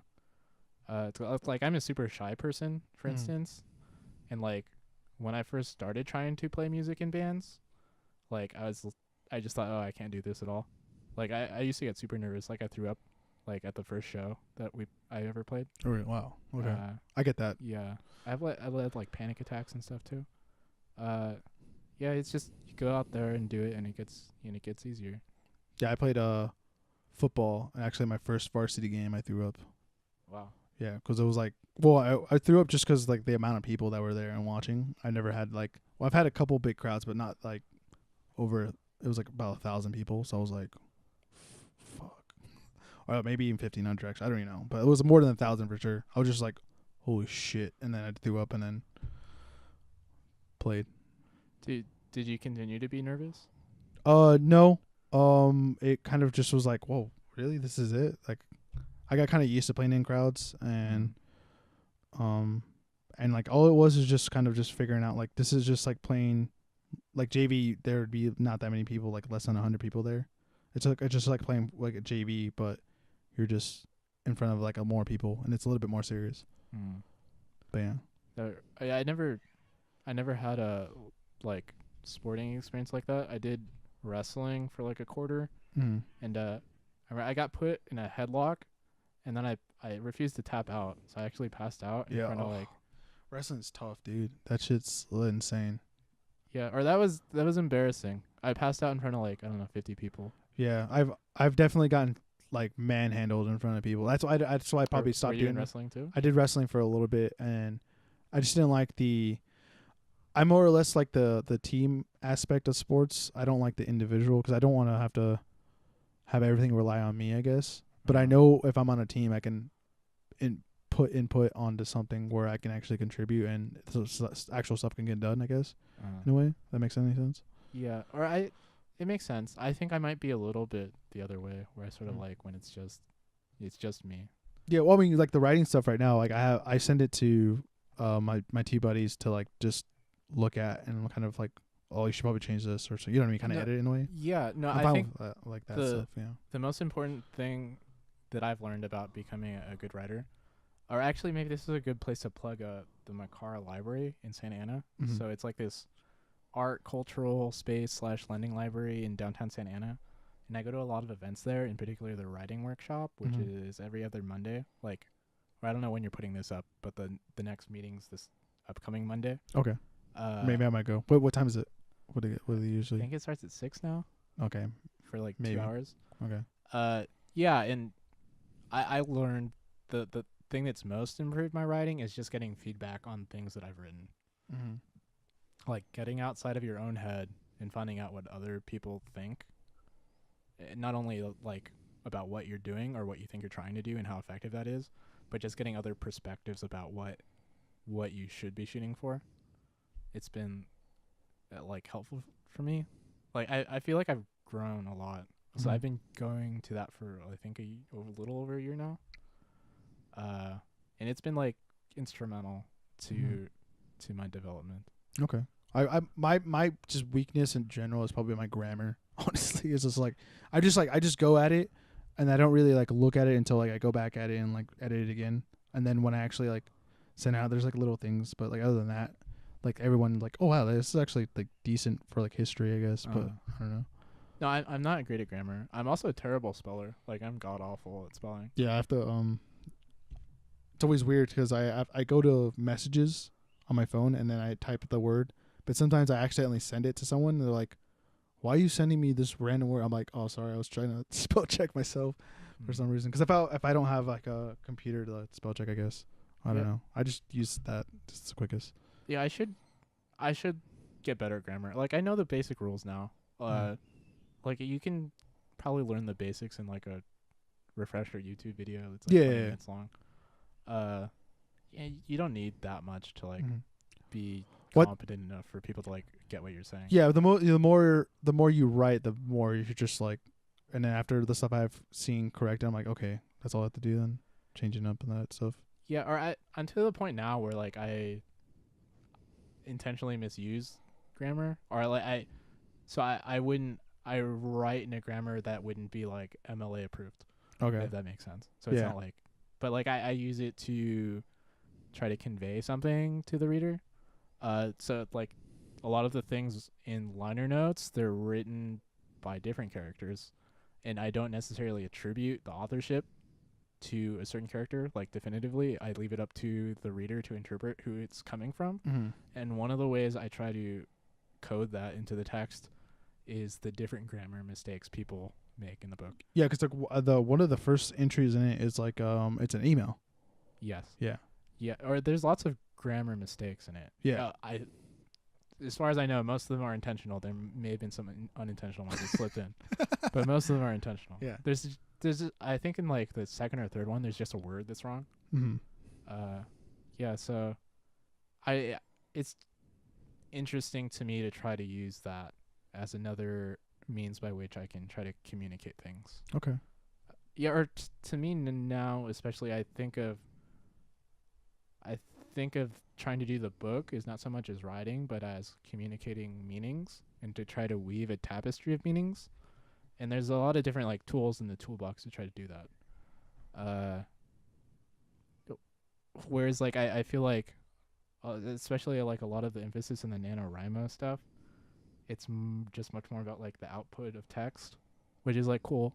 You know, it's cool that you can be productive, but like I've said that like for the, you know, you're trying to get to the 50,000 words in 1 month. Like I'd much rather write one really good, compelling story than the 50,000 words. Well, how do you like structure it? Do you wait before you write? Do you have like an idea in your head, or do you like write it out and like just say like this is part 1, part 2, part 3? You know what I mean? Yeah. Or so I've tried a bunch of different things. Or because when I came to this like a year ago, started trying to write things, I basically didn't know what I was doing.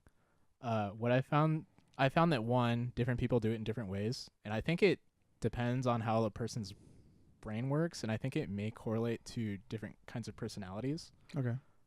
So in general, I think the two poles of ways to write are discovery writers, which basically don't plan anything at all, and they sort of just write to discover what they want to say, and then they form that into something afterwards once it's sort of already all out. And then there's like the planner outliner writers, which I'm definitely more in that camp, I've found. So for me, I like to come up with my idea, do an outline, and then I actually do multiple drafts of the outline to try to refine that, just so it's like much better organized and planned out. So like what I found actually works best for me is I just sort of iterate the outline that gets more detailed in each version. So like I'll go to the level where I'm like, so in this part of the story, in this paragraph, I should do these things. And then I'll do that for the whole story. And then once I get to that point, like, then I'll be like, okay, I'll write this out. And I'll just like, it's just sort of like filling in the flesh after you have like the complete skeleton, if that makes sense. Yeah. When I was writing the scripts, I had ideas for it. And then all I did was like put like, when you write notes in a way, you're like, oh, this is, for example, when I wrote it, it was like, I was writing about the Treaty of Versailles. So I would just put Treaty of Versailles, and then I would just fill in like anything was about the Treaty of Versailles, I guess. And then I basically like moved things around after I wrote like the terms, I guess. And then I guess that's what became the script in a way. But I planned it out in a way. But also in my head, when I wrote Treaty of Versailles, I'm like, okay, I got to cover this, got to cover that, got to cover this. And then when I actually wrote it down, it's like, was a little bit more thought out, I guess, but not as like totally planned, I guess. No. Or do you happen to know what your Myers-Briggs personality profile is? No. Like ENTP? Like I'm in INTJ. I don't know what that is. What is that? Or the letters correspond to like different aspects of our personality. So like the first letter is I or E, so introvert or extrovert. Where does this? Who developed this? Two women named Myers and Briggs who were psychologists in the middle 20th century, I think. Well, anyway, so my theory is that like sensor perceiver type personalities, they're much more discovery writers, whereas like thinker or judger personality types, like more what I am, it's much more like outlining and like planning, and then you execute on the outline. So that's sort of my theory about how I think I might be in between. Yeah, because sometimes I could most people are a blend. You know, it's a spectrum and stuff. Because I mean, even when I write like, I write lyrics for songs, but like sometimes I'll just like, that's it. I just say whatever's on my head.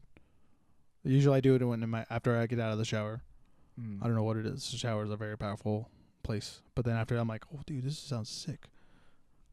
But then like stuff like writing for history stuff, I'm like, I'll write some notes, not an outline in a way, but like kind of like a sloppy outline, and then then it's just like basically start writing after that. Like, I think environment can really impact like our behavior. So if you get into like a mode where you're just always writing like in or after you take a shower, it just sort of like becomes natural for you. Or which is I think was kind of interesting about like some of these writing things for the writing month, where I like go to an IKEA and start writing there. It's sort of like if it's a new environment for you, it's easier to enact a new kind of behavior in that because you're not on the normal track you would be in. You don't have your regular routine. Where if you're like coming home and like you go to your room and this is where you sleep for like 8 to 10 hours a day or whatever, you're more likely to like get into bed and to do that. Whether like compared to like some other place you've never been before, so there's no track for you to be on, there's no precedent. It's easier for you to choose a behavior to do in that space. I've taken suggestions from a professor to not study in my room at all, and to study just in environments that like you're not gonna climb in your bed basically. But recently I've been reading my textbooks and stuff in my bed because it's just convenient. What I've found I really enjoy actually is I like to write on like half the writing I've done has actually been on my phone, which is like most of the people I've talked to don't like doing that, but I like to walk. Like I probably walk like a couple times a week, like for an hour or two. Like I like to take walks, so I'll walk and like type on my phone at the same time while like listening to one of your podcasts, for instance. Thanks. Yeah. Do you listen to music too? I'm guessing. I listen to a lot of music. I can't do that. I listen to like a couple of podcasts. Or depends. Like for stuff I'm trying to extract like information from for like a history thing, I guess, or because I have to want to fact check or something like that. If I'm reading anything, I have to listen to a certain kind of music that don't have any like lyrics, I guess. They're just like it's just like background noise. But when I actually start writing, I can like listen to anything else, I guess. Yeah, I don't have that. Like I can basically listen to whatever. Also a little bit you can listen to like podcasts and do it. Yeah. That's it. Because I feel like podcasts, like the verbal component's like more important to like enjoying it because you need to be paying attention to them. It depends. I listen to the Joe Rogan podcast, and there's a fuck ton of them. So, some of it's like not that it's not interesting, but there's how do I say there's little moments where then I'm like I'll stop writing, or I'll write for a little bit, and then I'm like I gotta get to this point, but then I'll rewind it. I'm like, what did you just say? No, I have that too sometimes, where it's like I'm sort of half paying attention to something, and then it catches my attention, and then like I pay attention to it, and then I have to go back. Or at least refocus on something. But in general, I'm able to do both, I guess. Okay. Yeah, I listen to like a ton of music while I'm doing other stuff. I basically don't write unless I'm listening to music. I also listen to music when I'm reading. But I'm not really paying attention to the music. It's just sort of like gets me into the mood to read, which is, I don't know, it's kind of weird, I guess. And then I also associate certain musics or songs with like certain books, just because like that's what I was listening to on repeat while I was doing it. I don't know if you listen to music in the same way. Like I generally find a song I want to listen to, and then I'll wear it out on repeat until I can't stand it anymore. Then I'll find something else. And then I usually don't ever go back to it. I get what you're saying. There's only a handful of things I go back to. I kind of have that same kind of thing. I make playlists, and then I just put like a handful. Like I say, I'm like, I want to listen to this band because I'm listening to it for the first time. Oh, and then I'm going back to this band, and I haven't listened to this record, but I'll throw a couple songs on there. But I'll switch out the songs eventually. Like I'll put the point to where I listen to the whole record. And I'll put it on shuffle sometimes. But most of the time, if I'm not doing those playlists, I just listen to like the record back and front, and then I'll just come back to it eventually. But I'll listen to, like this week, I've been listening to like Minor Threat, some Pantera, and where was it? The White Stripes like original album. Like and then I'll just like go back and forth to where like I've kind of caught myself not to do that anymore, I guess. Or it's something you want to change? No, it's not that something I want to change. I just do it naturally, but I'm like, I'm not having that kind of thing where I wear a song out, I guess. Does that make any sense? Or you don't want to wear songs out? Well, it's not that I do that. It's not that I'm intentionally do it. I think I'm just like, I'm just listening to more stuff because there's more stuff to listen to, I guess. I don't know. That makes any sense. Yeah. I mean, I can go back to listen to the Asthmatics records, or the song, their latest record, and some of their older songs, and then like the NARS, I can go back at any time. And then Deflins is another band I can just go back and like listen to, and like I don't have any problems like with listening to them. Same thing with Foles. Like I don't have like I can't. I guess maybe if I listen to a song like back to like the record back to back, but usually when I listen to a band, I'll listen to like their first record all the way to like their latest record. So I don't think I have the opportunity to like ruin a song like that, I guess, like the way you're doing it anymore. So I guess there's sort of like, for me, there's when I'm like in recreational music mode where I just listen to what I want to listen to over and over and over. But then I also, I guess, I have like discovery mode where I like, especially like if there's an artist I really want to check out, like I'll go through their discography basically in order usually. But I go through that in phases, like maybe like once a month or every 2 months. Like I'd be like, okay, let's find something new, see what's out there. What's your favorite like album all time? Ooh, that's wow, that's hard. Are you? Why'd you gotta put me on the spot like that? What albums are you just like listening to in general? Like like I said, the first Minor Threat record I was listening to. I really like Foles' Total Life Forever, like back to front.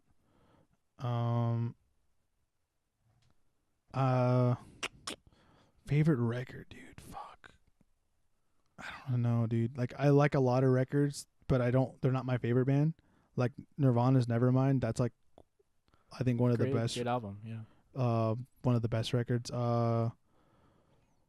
Or there's another one that I'm thinking of that was around that time it's like blinking on my head. Fuck. I think Total Life Forever is like up there. I gotta think. Alt J's first record, I really enjoy, like Back to Front. Vampire Weekends, I'm like, if it always changes for them. For like the first record to Contra to Modern Vampires of the City, it's always changing. And then probably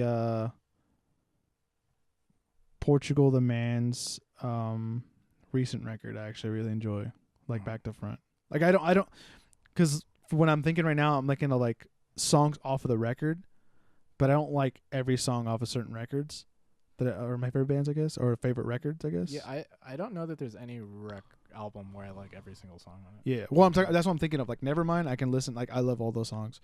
Actually, the Asthmatics record, I love all those songs. Oh wow, heard yeah, it here first. Yeah, Azmatics compared to Nevermind. Yeah, that's too bad.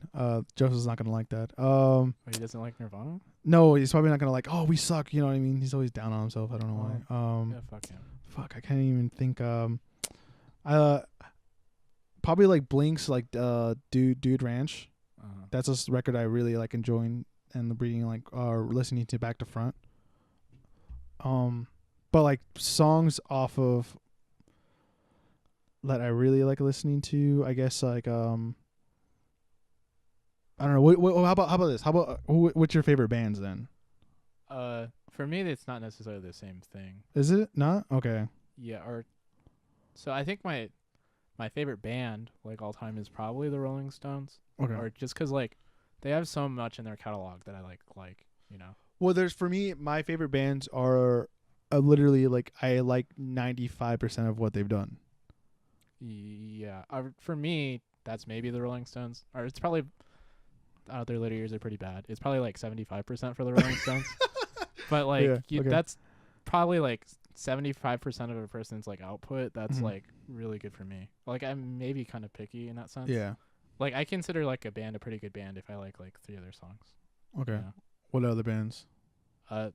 So my favorite bands are like, well, I don't know if you want to count like solo artists too. That's fine. That's the same. Well, artists in general. It's probably like Rolling Stones, then Bob Dylan, Velvet Underground, maybe Bruce Springsteen. On your own, man. The Ramones. How many of it has that been? That's like 4. Pixies, maybe. I mean, you covered one of their songs. Yeah, that wasn't my choice. Well, I like how that turned out. Okay. Like, you know, I don't know.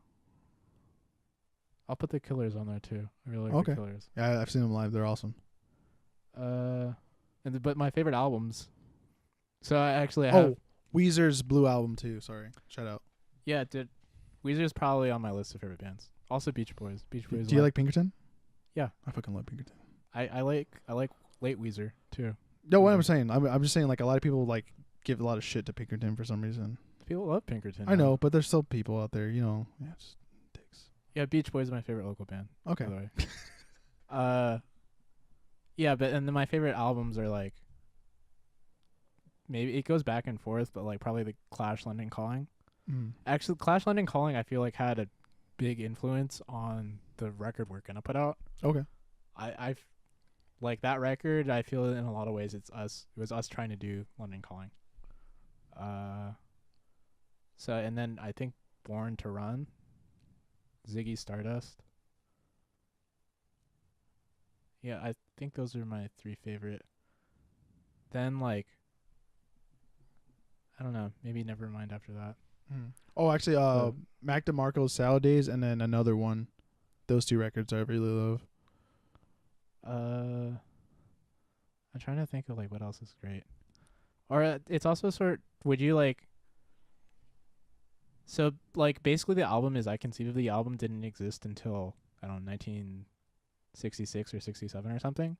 where it was like a group of songs that were intended to be listened together. Before that, it was just sort of like compilations of stuff. Mm-hmm. So if you want to count that stuff too, like probably like what is it called, the Beach Boys one, Surfing USA, where that has like 10 hits on it or something. Yeah, it's like a greatest hits, basically, right? Well, it was a compilation of like a bunch of like singles that they'd done. Yeah. So I don't know if you want to count something like that, but then maybe like Queen's Greatest Hits is on there too, if you want to count that. I don't know. I get what you're saying. There's a lot of dude. When you start to actually listen to Queen, you're like, "Fuck, they made that song too." God damn, how many more good songs do they have to have? It's ridiculous. Yeah, no, I've always liked Queen, but I sort of had a rediscovery of them after Bohemian Rhapsody came out. Yeah, they wrote a lot of great songs. Yeah, wrote a lot of horrible songs too. yeah. So that's a band where like I don't know, maybe I like 20% of their output, but that 20% that I like is like great. You know? Like Oasis is another band where like I really like love like 20% of their output, but I think their overall output's like kind of like, well, I don't know if I want to say like overall it's weak, but like they wrote a lot of bad songs or songs that I don't care for. Yeah, I get what you're saying. Like Faith No More is like one of those bands where I'm just like, Dave, you guys get some good stuff, but like, man, some of the shit's really bad. Like, what the fuck happened? That's how I feel about Asthmatics. Yeah. Oh, Korn too. Korn's like another band where I'm like, I only like 20% of their stuff. I maybe only like 3 or 4 songs, but maybe that's not fair to Korn. Like I haven't really like even like My Chemical Romance is like another band where I don't like most of their stuff. My Chemical Romance is a really important band for me, but I understand that like a lot of their output's not great, I would say. Yeah, like their latest record, and there's a couple songs on Sweet Revenge, and then the first record too. There's some songs I don't like, but I mean I like most of it. I guess technically. I basically don't like the first record. Like I think I like only one song. I don't remember what it's called, but like I think Welcome to the Black Parade's like a great song. Yeah, my dad liked that record. Yeah, he was like, "What is this?" I was like, "This is My Chemical Romance." Like the Fabulous Killjoy stuff, like I like that okay-ish. You know, it's passable. One actually, there's an EP. People might be surprised about this. Fall Out Boy came out with this really good EP. I forgot what it's called, and it's like a nod to like their punk stuff from the early stuff and like to their influences. I forgot what it's called. It has like it's like a tennis guy breaking his racket, and it has like a maroon cover. I don't know. I have to double check what it's called. To be honest, I don't follow Fall Out Boy. Like yeah, no, it was a surprise. It was like a lot of people were like surprised that they released this EP. It was between like their recent record and like the one before, like the very poppy, like kind of mainstream one, and they kind of did that in between for like fun, which was kind of cool. Good for them. Yeah, but I don't think they play any of those songs. It's sort of like My Chemical Romance apparently recorded an album of like punk songs between Black Parade and Fabulous Killjoys that they just scrapped apparently. Like I want to hear that. Yeah, I do too. I think they might have released one of those songs on their the Watchmen soundtrack, or they said they did a whole album that was like their cover of Desolation Row. Yeah, where it was sort of like Stooges-esque or something. Stooges might be another band that's like one of my favorite bands all time. Actually, I'm sure there's like a bunch of bands I'm blanking on. I think Kiss is another band that I like only like 20% of their shit. I kind of hate Kiss. Actually, that's too bad. Actually, I listen to the podcast with you and Joseph. Yeah. And I found out like I really like Joseph listening to that. Like Joseph's a cool guy, but I can't stand. Is it Gene Simmons? Or no? Or the makeup? I don't know. It's not the makeup. Okay. I think the makeup's the best part of the band. Yeah, that too. Yeah. I mean, they needed to draw attention, so. Like I like 3 of their songs. Okay. I like 3 of their songs, and the songs that I like, I don't think are that good or important. And then Gene Simmons is sort of like the Donald Trump of rock and roll. You know. Oh, you're fine. So I like Destroyer. That's probably like my favorite Kiss record that I can actually like listen to back to front. But most of their stuff I can't really listen to back to front. Yeah, I definitely can't. There's no album of theirs where I'm like, I can halfway get through this without like being like, oh man, this is. Yeah, well, I don't know. Some of the Gene Simmons songs on Destroyer are kind of funny, but like, I'm just like, I still like the record. If you're funny without intending to be funny, that's bad in my book. Yeah, that's what it is. Because like I can't take him seriously anymore. I just like that, just him as a person. Well, I don't take him seriously either, but I still think it's bad. Well, I don't know. Or did you grow up with Kiss? Yeah. Maybe that's the difference. My parents had good taste, so they didn't listen to Kiss. My mom has good taste. My mom like introduced to me like everything. It's just like she just happened to like listen to Kiss. I'm just giving you a hard time. I know. My mom saw Van Halen in the backyard shows back in the day. Well, that's crazy. Yeah. Van Halen's another band where I was like, I guess when I was younger, I was like, I'm not allowed to like Van Halen. I sort of had that with the Rolling Stones too, and also What about Kiss. like Black Sabbath? I think when I was younger, I thought Black Sabbath was like cool. That was acceptable for me to like, but like the sort of like machismo butt rock hair metal thing that like Van Halen and Kiss kind of are in, and that Rolling Stones are the progenitors of. I was like, I was super into this, like I'm this sort of like more sophisticated than that, better than that. So I've since like come out of that view. You know, you can find good stuff anywhere. And I've actually come around to kind of liking Van Halen, which is like would have been super surprising to my like 17-year-old self, you know. But yeah, like there's some cool stuff to appreciate in Van Halen, but like overall, like I don't know. I can't. It's difficult for me to like respect that aesthetic. Like I can appreciate it, but it's sort of. Well, it's like, the times too. So. Yeah. Well, just because it's a long time ago doesn't mean it's good now. But Well, no, I'm saying like it was like what when you look at music right now, what we're gonna look at it in like 20 years is what the way you're gonna look at what Van Halen looked like. Maybe worse. Yeah. I don't know. Yeah, that's true. Yeah, I don't even know what's going on right now in music. It's hard to tell. Yeah, it's weird. I think that sort of like thing where there are different eras is maybe gone now.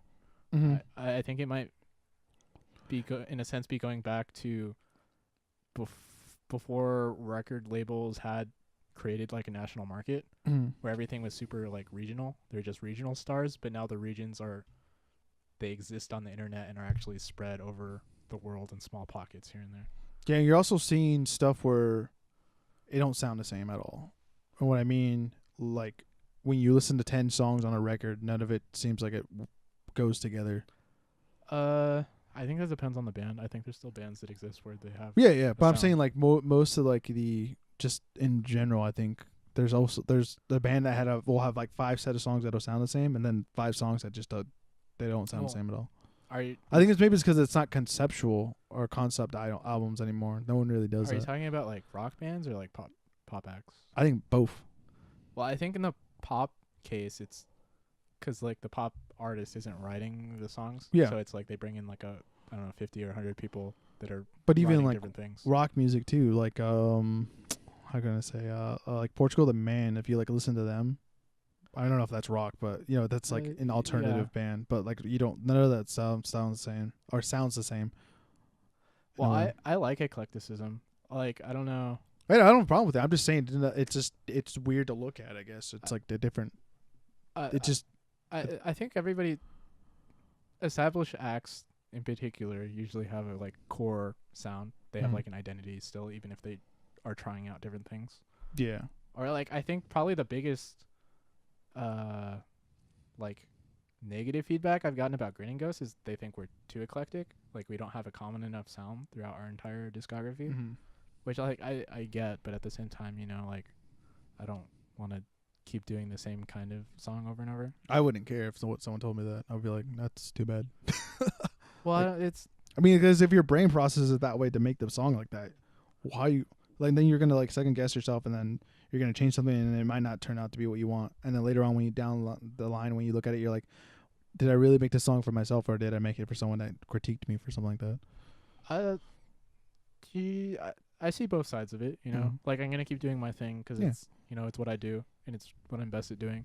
Maybe the only thing I can do, but there's people that like they want to hear a certain thing and they want to be able to go to that band to get that thing, and if it's not that thing, they're not that into it, and that's fine too. You know, I feel like there's like there's bands. A good band should have an identity. Yeah, I get what you're saying. Yeah. Or I don't know. How do we get on this? What were we talking about? I don't know what the fuck we were talking about, dude. We were ranting. You said we were going to do this anyway, so I was like, great. We went into favorite bands. Okay, yeah. Shout out to The Cure and Ramones. Those are bands I enjoy, but I don't enjoy everything. Sorry, Jacob and Joseph. Or what do they have a problem with? They would probably have a problem with the Ramones. I only like probably like 50% of the stuff they make or have made or have put out. Oh, the Ramones are a great band. Yeah, they are. I just like some of the stuff I'm like, I can't listen to this. Well, they're a band where they basically did one thing for I don't know how many albums, 6 albums or whatever, and Yeah. that's fine. You know. Yeah, it's fine. Yeah. When I want to hear that thing, I can go find that basically on. Usually, on I the just listen to the first 2 records and I'm good. record. I fucking love their moves. I like the Phil Spector record. That's good. Mm. They covered "Baby I Love You." It's beautiful. I even like the cover album they did. I don't know what it's called. Like I really love their covers of things where Okay. they just Ramonesify whatever they're covering. It's cool. I didn't know they did that, but I'm gonna check that out now. Yeah, I want to. Is it called Acid Eater? Something like that. Yeah. Or I especially like their cover of like folk songs, or because it's. Well, I'm endlessly fascinated by the representation of, like, a song that's like almost antithetical to how it originally existed. Yeah. I think that's really interesting and neat. Like I sort of want to cover more songs to try to Yeah.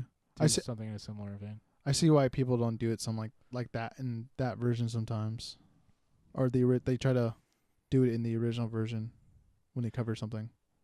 Yeah, or in general, I feel like, if you're covering a good song that's well recorded, you're not going to do it better than them, so you might as well try to reinterpret it through your own lens of thing. Like, I'm actually kind of proud of Grinning Ghosts has done that like a couple times. Like I feel like we've done our own take on a couple covers that we've done. In particular, on our first record we covered Great Big Kiss, which is originally a Shangri-La song. And then Johnny Thunders also did it. He kind of made it more punk.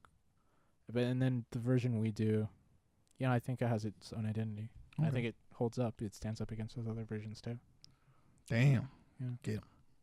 Yeah, Grinning Ghosts. Swing that dick, dude.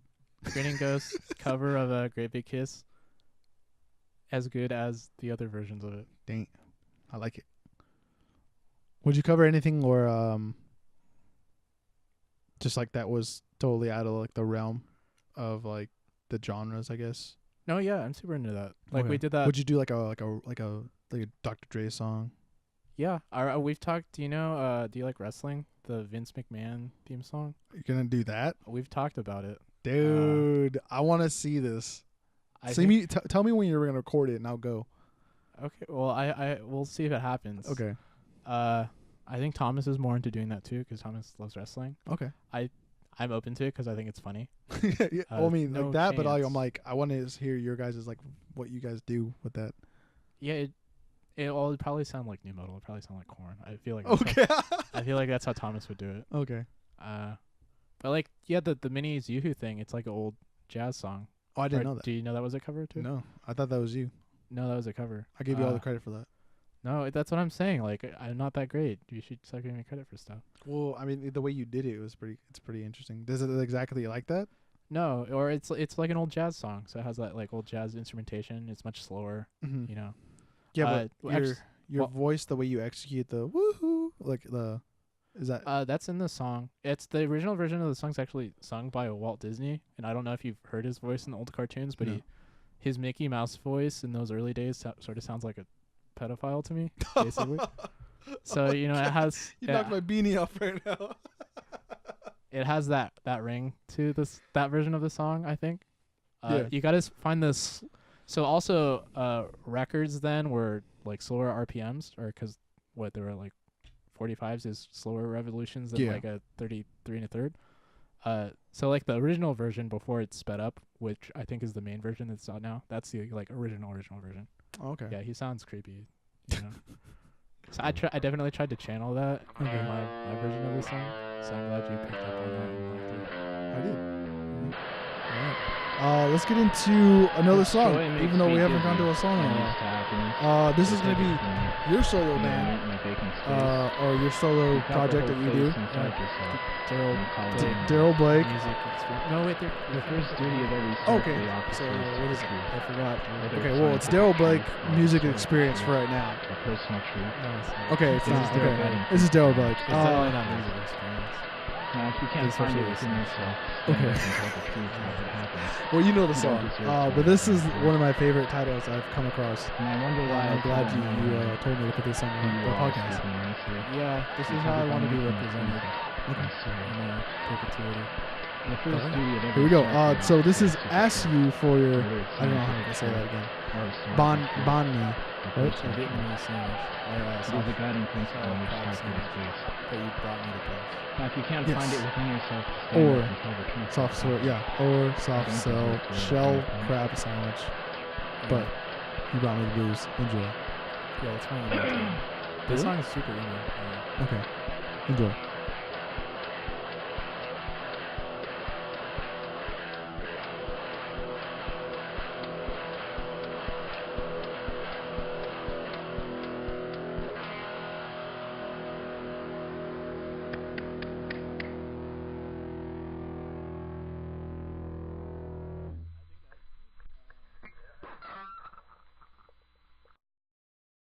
And we're back, ladies and gentlemen. That was this man's project, Daryl Blake. Yeah, everybody go share that one. I think everybody should listen to it. It really gets to something that's really deep and personal to me. So I was happy. Thank you for letting me share a piece of myself with your audience. Oh, that's awesome, dude. I don't have a problem with that. Yeah. I'm sort of half being facetious, but that song is actually a very intimate song for me. Okay. Yeah, not I'm gonna like I'm question it. screaming whatever I'm saying, but that stuff that I'm screaming, Means a lot. it's personal. Yeah. That entire record's really personal for me. The EP. Okay. Well, I would assume it is. It's you.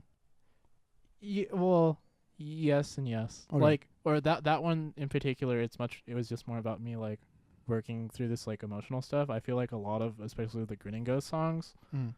they're sort of like abstracted and kind of a joke, whereas those songs were something more like personal and like poignantly emotional to me. Okay. Mm. I get what you're saying. All right. So, before we get into promoting stuff, we're gonna talk about the reoccurring question that you said you already had an answer ready for. Yeah, I was so looking forward to this. So I've listened. Okay, here we Or go. do you need to ask the question? No, go ahead. Go. What are you gonna say? Well, like I've listened to a couple episodes of your podcast, and I don't think anybody is really thinking this through. Yeah, I can. So like, Probably Nathan, maybe a little bit, but that's I don't know if I've ever heard that one. Okay. Well, so everybody's like, oh, well, one, they're like, oh, I'm not gonna like fight these little kids. It's 7-year-olds, right? 7 to 8 year olds. 7 to 8-year-olds. Yeah. Or yeah, and then like 2, they're not appreciating like. I think if you can kill like a lot of 7 or 8-year-olds, because the thing is, 7 or 8-year-olds are like stupid, right? Yeah. Like, can you imagine you being like 7 or 8, or like if you know 7 or 8-year-olds, they are not very smart, I have plenty of nephews. and they're not like brave. Like if you hit one, they're probably gonna cry and run away. Like I think that what people are thinking is you're gonna easily be overwhelmed by like, I don't know, the hundreds or so, I don't know, there's 7 billion people in the world or whatever. Let's like, if people live to around 100 years old, like maybe if it's 7 or 8-year-olds, 2% of the people in the world are 7 or 8-year-olds. I would probably say more than that. Well, I don't know. still, it's like, what is it? 1.7 billion 7 or 8-year-olds in the world or something. Okay. Like all those 7 or 8-year-olds are not going to be able to get to you. You have a limited amount of surface area, right? Okay. So like, how many 7 or 8-year-olds can like physically get in contact you at one time? 10, 15 maybe. So really, you have to be fighting off 15 7 or 8-year-olds at any given instant of time. Okay. Right, and you can maximize your own chances. Like, is this taking place in a katana store? Because then I'm definitely gonna kill more 7 or 8-year-olds than if I'm just like in the desert trying to outrun them, right? Yeah. So like so I don't know. You set the rules for this. If I'm just like out in the world, and for whatever reason all the 7 or 8-year-olds are coming at me, are there any other people in the world? Because like, if there's a bunch of 7 or 8-year-olds that are crazy coming after me, I'm sure I can like band together with other people to fight these crazy 7 or 8-year-olds. Okay. Well, So, I think what are the rules? so It's this- just me versus a bunch of 7 or 8-year-olds. yes. Okay. So let me lay out the the rules to this, I guess. So we're not fantasizing first off about killing children, by the way. Well, speak for yourself. Okay. I am not fantasizing about killing children here. It's just a fun I think question. that's literally what we're doing. But Anyways, Yeah. we're just having fun here. All right. Like it's like a video game thing, I guess. Because like I ask this question. Okay, finally, I'll reveal this question. It's part one of it is have you Fallout 3 where you can't kill any children. Okay. And that I remember my buddy, he was like, yeah, I literally played this game and killed everyone that I can kill. I can't kill 3 people and then all the kids. So literally he can go walk around in like his save game and like only the kids will be there. And then also there's this question was asked on one of my favorite podcasts back in the day, and one of my favorite YouTubers that isn't on the particular show anymore, but he does his own thing. But he went really in depth on, I'm gonna fuck up so many little kids, like when they asked this question to him. But yeah, that was like one of the reasons why I've come up with this. But anyways, the rules of it. So it's a great question. yeah, well, it's interesting. I just want to see what people think about it, or if they actually think about it. So you're in a field, right? It's kind of an arena setting where you're just in a blanket field. The horizon you see are just field, right? And then all you see are kids are kind of just popping up out of nowhere, basically. Like maybe out of the ground, maybe they're getting dropped off, like and they're landing on the ground. I don't know. They're just there. You're just getting swarmed, and you're in the middle of this just circle of bodies, basically, and they're coming at you. And in this situation, how many are you gonna take out before they take you out? So it's literally just a field? Yeah. Like there's no trees or anything? Yeah. Okay, so that changes things. Because I was going to say, like, if I'm just, like, existing in the world, I can get into a car, and they're probably not going to be able to break into the car, and I can just run over them, or a truck or whatever, until the car gets jammed up with kids. And then they break the window, and then you go inside. Well, I could still probably, like, if I'm in a car driving away from them and they're chasing me, and, like, I run through a bunch of them, they're probably, I'm not going to, I think it's like 50-50 whether they're able to swarm me fast enough to stop me from running to somewhere else. Like, I think theoretically, if I got lucky, I could maybe kill, in that context, maybe all the 7 or 8 year olds in the world. I don't think you can. If I ran to a military base and got into a tank and then released some sort of bioweapon, I don't know. We'll see what happens. But in this situation, a bioweapon. Yeah. Oh my god. So if I was in a field and I don't have access to any of that stuff, and it's just, how big is the field? And they're coming from like a football, like a squared football field. And like I can't run outside of that field. There's like some wall. Well, I mean, you're gonna run into 7 and 8 year olds. Well, are they appearing randomly, or are they just all coming at yeah, once they're all in coming a like at constricting once. circle? In a way, yeah. Okay, so maybe one side's coming a little bit more than the other one, but basically you're in like a. So there's nowhere to run. Yes. Okay. In that context, well, are they going to behave like regular 7 or 8 year olds? Because no, I feel they're gonna behave in a way to where. So they're bloodlusted. They're coming no matter what. Yeah, but they still feel pain and stuff. Yeah, but like, I think a regular 7 or 8 year old, if I killed one of their friends right in front of them, they'd get scared. Well, yeah, you're gonna scare a couple, but they're still gonna be like, if you don't kill this guy, or you're not gonna see your parents ever again, or something like that. So they have a motivation to do it. Well, I think different 7 or 8 year olds are gonna react differently to that. Okay. I think the average 7 or 8 year old, with that information, they're all coming at me at the same time. I think maybe 50% of them get scared after I kill one 7 or 8 year old and they stop coming. Still, like the other 50% of that group, I don't know, 20, 25 in that context. Before you get tired, basically. Yeah. Yeah, I think that's reasonable. Okay. But at that point, I don't think they're really 7 or 8 year olds. They're just very weak monsters. Okay. Yeah. I'm fine with that. Okay. That's a good answer. I like how you went to bioweapon for a little bit there. Well, people are super uncreative with how to deal with these 7 or 8 year olds. I guess, yeah. Like a real 7 or 8 year old, if you kill like one of them, the rest are going to be afraid. No, yeah. They're like, whoa, dude, that can happen to me. Yeah. Like you hit them once, they're probably going to like cry. Mm-hmm. Yeah. I can barely touch my, like, I'll just nudge him on the shoulder and he'll fall to the ground. And I'm like, I literally just go like this. I've had a nephew done that, so I mean, I understand that. Or one thing I hadn't considered though, like have you seen that Game of Thrones Battle of the Bastards, where if you kill enough of the 7 or 8 year olds, it can kind of create a wall. Yeah. And then you start climbing up this like pyramid of dead 7 or 8 year olds. So I think if you get to like 25, 50 7 or 8 year olds, if you can kill those people, you can get on the hill of their bodies, and then you have the high ground. And then with the high ground, they're going to have to climb up with their little 7 or 8 year old bodies, and they're going to suck at that, right? Yeah. and then it's gonna be that much easier. So then it's just basically as long as you can maintain your own endurance. So, I don't know, a couple hours of like kicking away 7 or 8 year olds. I don't know. You might last a long time. You might not kill that many of them because you're just like kicking them in the head, knocking them back down onto the others.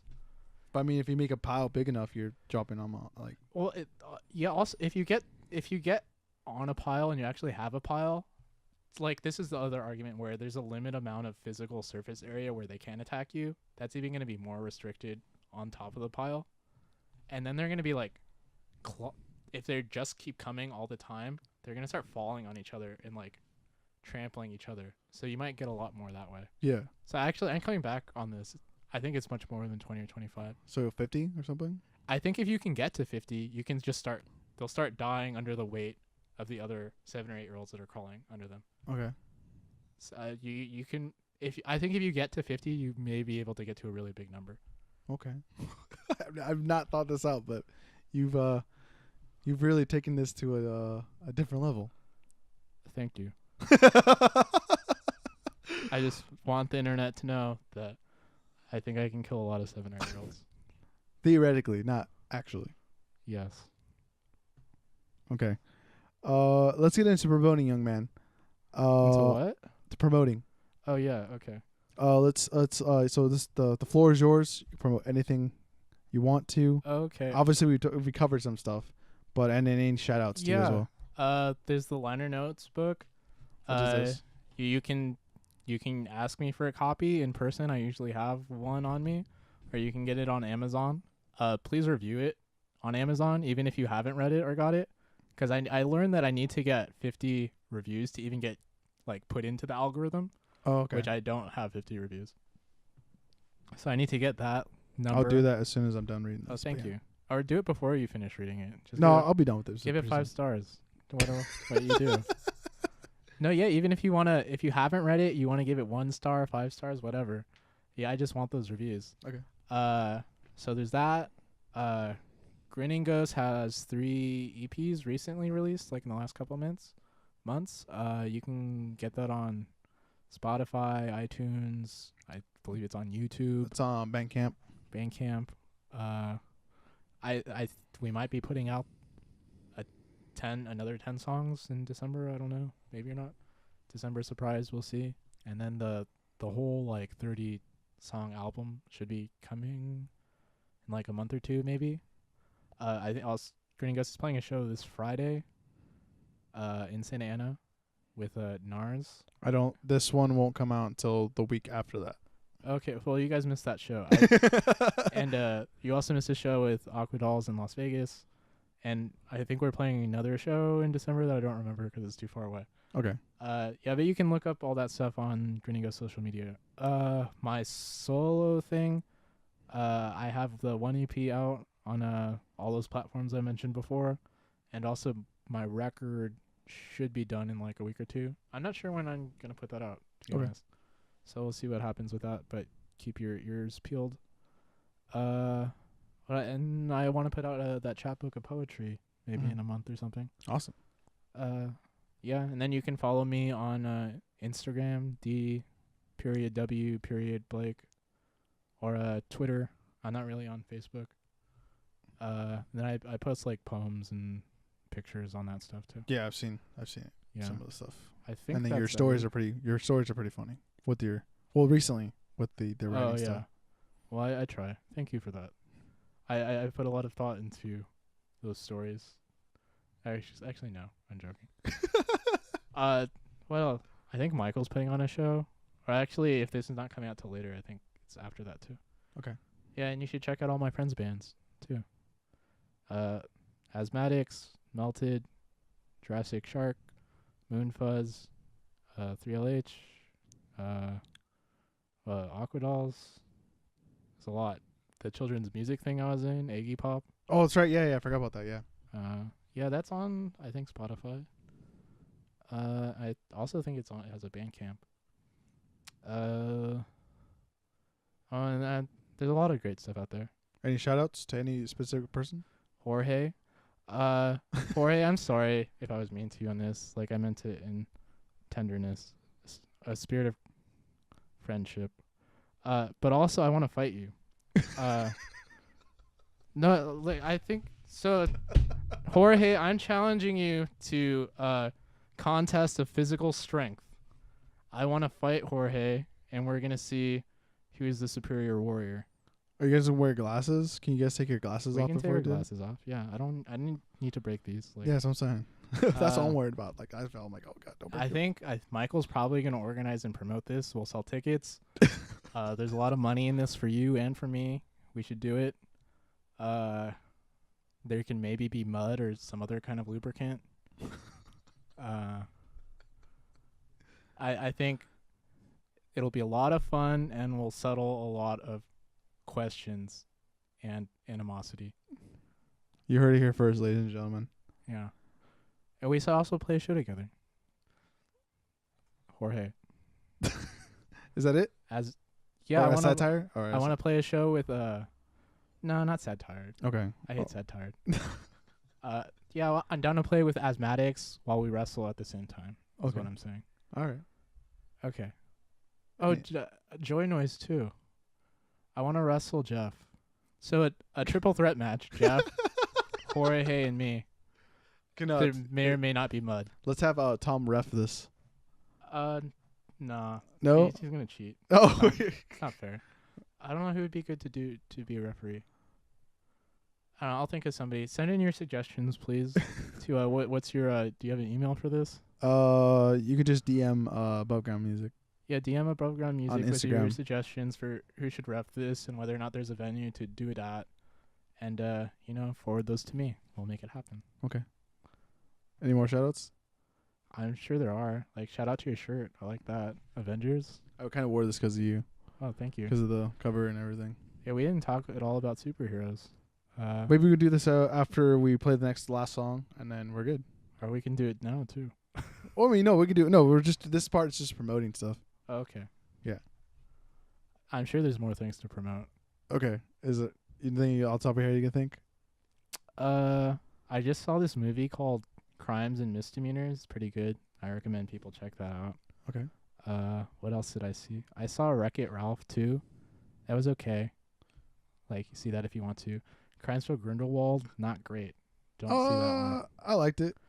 Dude. How about we talk about movies that you're recommending after? I meant shout outs to like people. That's what I meant. Sorry. Okay.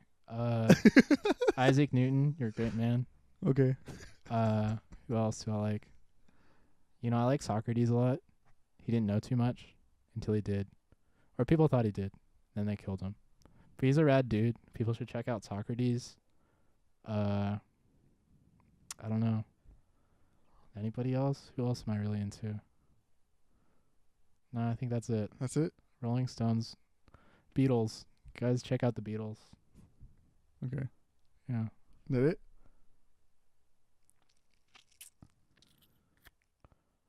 Yes. Okay. So, my last thing to promote, I've at this point have not confirmed the bands yet, or the last band. But show on December 21st at Beatnik Bandito. Yeah, we're having a show there. That's pretty much it. There's nothing else I could say. And then I probably would have confirmed probably another show by the time this comes out, but that's for later. Listen to the last song? Oh, I haven't talked at all about. There's like a handful of poets I really like. T.A. Greathouse, he's great. He just had a poem in a poetry magazine this last month. Okay. So you should check him out. Oh, yeah, I think that's it for now. Okay. Let's get to the last song. Ladies and gentlemen, this is our last guest on the last podcast. What you kind of like, you saw him today actually when I was going in and out. Yeah. This is Koch's band that My- we had on. Third favorite band in the local Orange County music scene that makes less than $200 per show. Okay. So it's like Beach Boys, Joynoise, Asthmatics. Okay. Yeah. So the Azmatics went down from never mind. Actually, never mind. Shh, I'll be quiet. So this is Joynoise, sad song. Go ahead and check out that last podcast. Thank you guys and enjoy.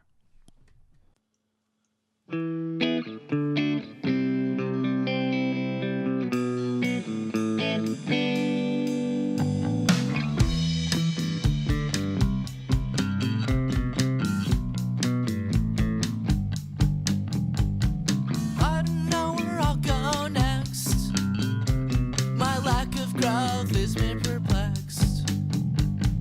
Write down what you feel in a golden text. So the feelings are too complex. He says he tries as hard as he can, but he doesn't feel like a man.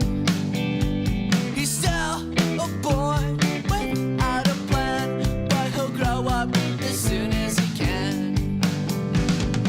Boy, you're going nowhere fast. How long is this going to last? I'm asking him to change his ways, but nobody's listening anyway.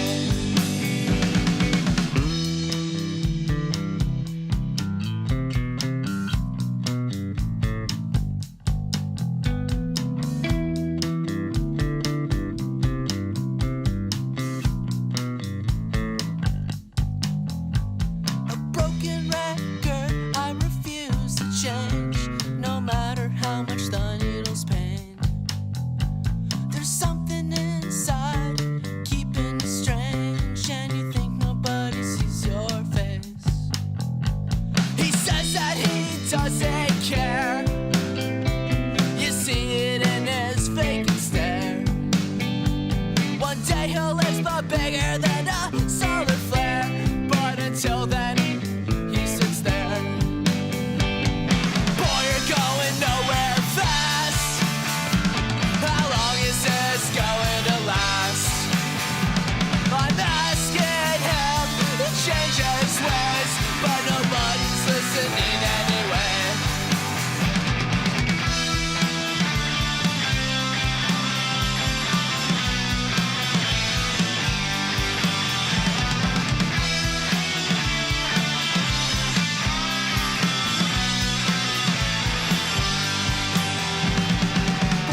Going nowhere fast.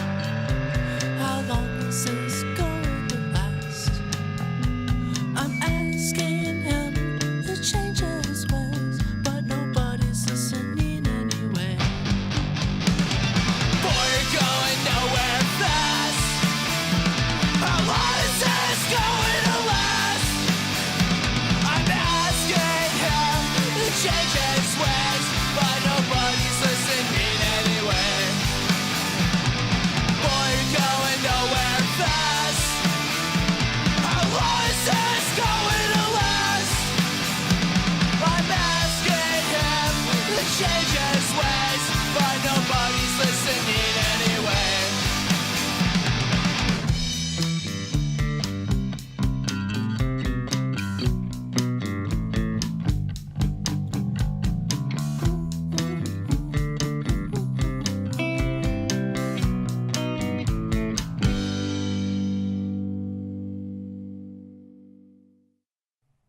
And we're back, ladies and gentlemen. That was real quick, wasn't it?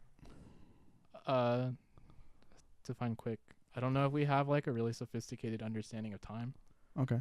It could have been that like in that moment of lapsed consciousness, like some sort of super time could have existed for millions of years or something. Okay. Interesting. Yeah. So that was Koch's band that we had last on the podcast. His band Joynoise, sad song from their last EP, not the recent one. I kind of wanted to play that song because it was sad. And Why are you also, sad?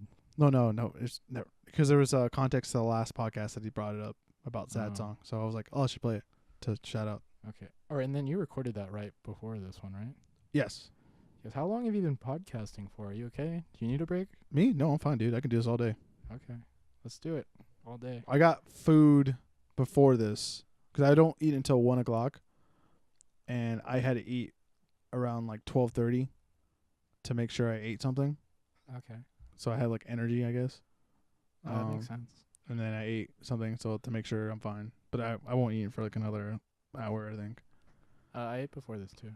So- Sounds fine. I kind of have to go to the bathroom again, but I can hold it. Are you sure? Because we're in the last part of the podcast. The last part. You said you want to talk about superheroes, and we still have art in general, movies, TV, literature, and you were talking about movies. Oh, yeah, we can keep going. I can hold it. I feel like having to go to the bathroom will give me the anxious energy I need. Okay. let's talk about. Okay, you were talking about movies. So you're I haven't seen Wreck-It Ralph. How do you have like A-list or like Movie Pass or I something? do. I used to have Movie Pass. Yeah, I used to have until, Movie Pass. Yeah, Until that company sucked, yeah, and then I have A-list now. yeah. I've just recently got it, and the first two movies I watched was Bohemian Rhapsody, and then yesterday I saw Crimes Against Grindelwald. I think it's what it's called. Crimes of Grindelwald, I think. Crimes of Grindelwald. Yeah, even though I don't know, he didn't really commit crimes in the movie, so I don't know what they're getting at with that title. Oh, I don't know. He kind of killed a lot of people. Yeah, I know, but the cops were right there, and they're like, "We can't arrest him. He's allowed to talk." So I don't know. Well, I guess, but he's killed Spoilers. Sorry. decent people. But anyways, yeah. Well, why didn't you like the movie? I thought it was very poorly constructed. I'm surprised that you liked it. Are you a Harry Potter fan? Yeah. I just like Well, like, don't get me wrong. Newt Scamander. I just like the character in general. I just want to hear more about it, and I like the correlation with like Dumbledore, and kind of like getting a different piece of that universe or a different slice of it, I guess. And it doesn't have to be like the best, I guess, for me. Yeah, Because I don't think the original Harry Potter movies are the best or done well. I think we agree more than it might sound like we do. Okay. So I would say I enjoyed myself. Excuse me, throughout the movie, like I was entertained, but I don't think it was well done. Yeah, I don't think put it was together. well done. Like the plot. I like terrible. several of the characters, but there were also like some major problems with characterization. Like I liked Dumbledore there. Like I still like Dumbledore. I like Jude Law's version of Dumbledore. I don't feel like Dumbledore needed to be in this movie because like he's there just because people want to see Dumbledore. I also feel basically about them putting Hogwarts in this movie. It doesn't need to be there. That was weird to see. I was like, "Whoa, are we just going to go straight to Hogwarts right now?" Yeah, or because people, people that like Harry Potter like Hogwarts, and I guess they thought, we'll put this in this movie whether or not it needs to be there or not. And Well, they kind of had to have Hogwarts in it just for the fact of. I mean, I guess yeah. Well, you said Dumbledore didn't have to be in it, but the only way to find Dumbledore was that he was at Hogwarts, and then the connection, the reason why he knows Newt is that he taught Newt at Hogwarts. Yeah, I don't know. They didn't have to talk to him in person. They have like magical means of communication. I guess. And he could have just operated outside of Hogwarts to wherever. But anyway, the plot doesn't make sense. All the characters' motivations are contrived. Well, yeah, at the end there, you're like, what the the fuck is entire happening? thing. Especially at the end where it just was like Newt's separations. Newt's a zookeeper, and he gets enlisted by Dumbledore to join in with a bunch of like magic cops, basically, to get credence to stop Dumbledore or to stop Grindelwald from using him. Like, why? That doesn't really make sense to me. Like, why did Queenie like bring Jacob and her to London to talk to Newt Scamander, this guy? There's some plot holes right there. Like, why are they there? Yeah, why did she give him like a love potion? Like he was already in love with her. It doesn't. Oh, make sense. well, the love potion was because she was gonna marry him, and obviously the reason why they can't get married is that she'll be thrown in jail. They could have gotten married if he moved to London, like she said, but they decided to overlook that because they immediately have a fight right there.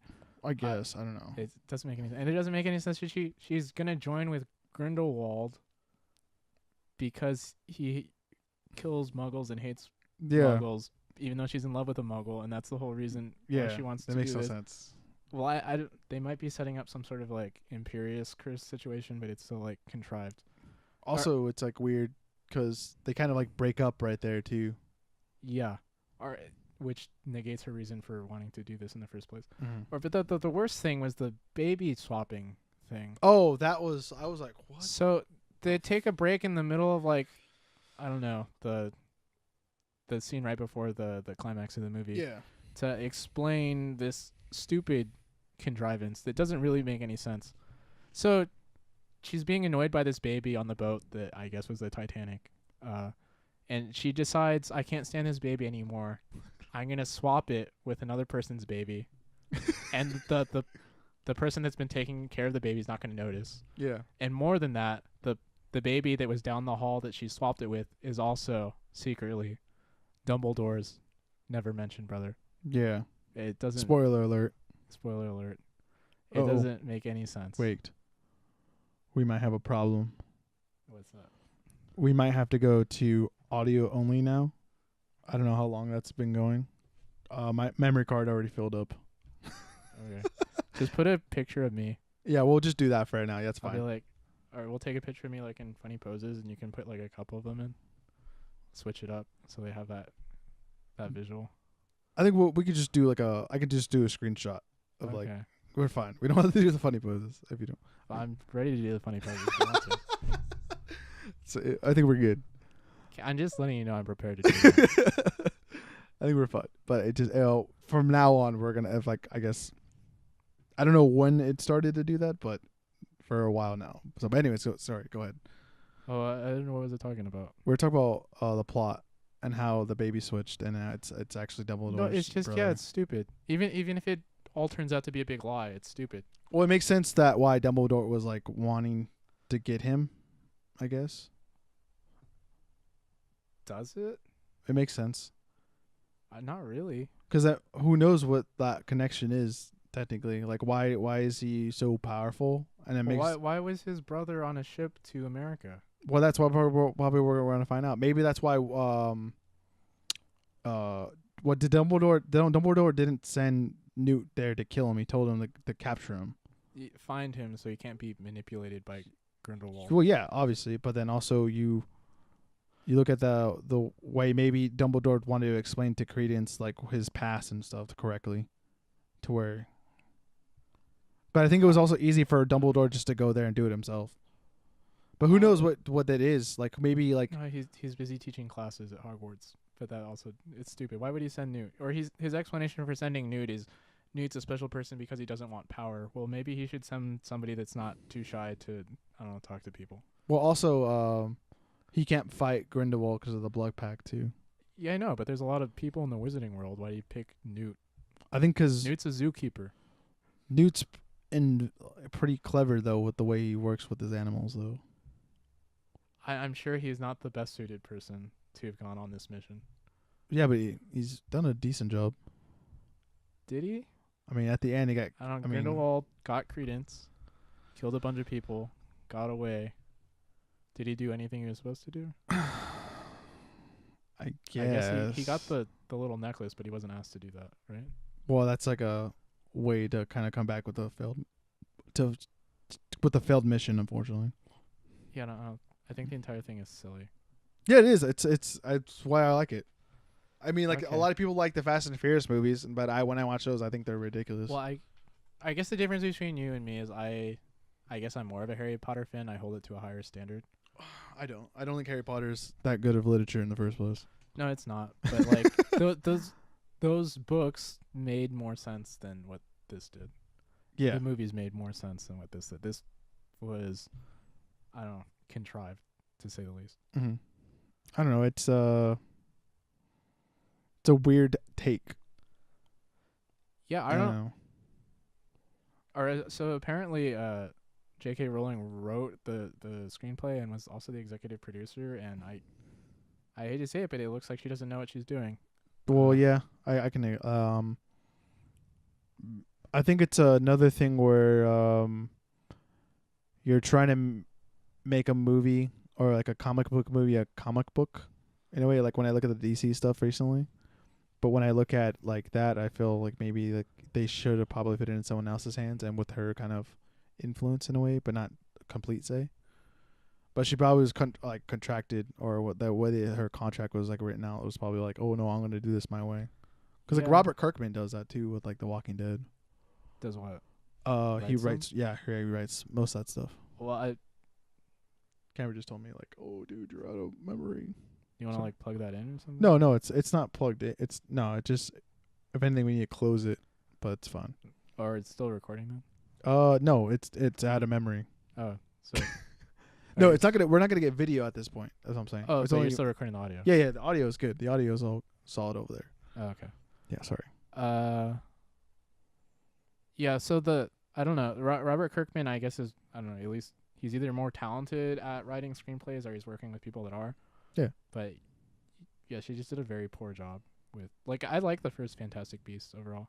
Yeah, I never had a problem with the first one. I enjoyed the actor that plays Newt.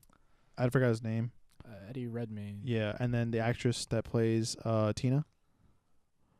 Something Goldsmith. Yeah, she's been in a couple things, but she was recently in the last Alien movie, too. Oh yeah. Yeah.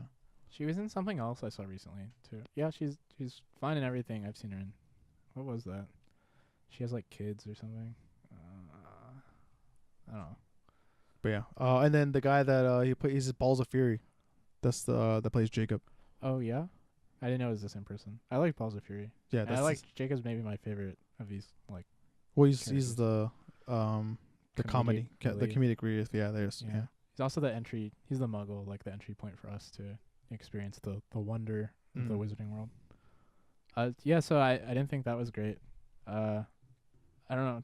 You wanna talk about superhero stuff or? Oh, I don't know. You DC? said art in general, so if you want to talk about like DC or Marvel for a little bit, I'm fine with that. That's high art, my friend. That's high art. Yeah. I think some of it is. I think the Marvel Universe is the most innovative thing in cinema in the last 10 years. I think it's something that's been put in the main. I think there's better comics out there that you can adapt into movies that can be better than the Marvel movies. I'm not saying they're the best movie. I don't even think they're the best comic book movies. But I'm saying what they've done with the Marvel Cinematic Universe is unprecedented, and it's probably changed the industry. I don't know. I think it's changed the action industry. I don't think it's changed like the indie kind of stuff. Well, it hasn't changed everything, but Or, it's like changed the Oscar-nominated industry. stuff. Like the Marvel movies are making like a third of like total box office. Are you talking about like the way like actors go into it, like, oh, I want to get a role in this Marvel movie or something like that? Is that what you're saying? No, I'm Like the saying gravitational like pull of it changes how movies are made, because it was before this they didn't make like the Marvel Cinematic Universe is basically a television show. Yeah. Like on a movie screen. Mm. They weren't doing that 15 years ago, you know. Well, then no one ever thought to do it that way. Yeah, and that's what I'm saying. This Like is is a giant innovation. The only thing that was close to it at that's like maybe 10 years ago was like Smallville. Well, Smallville was on TV.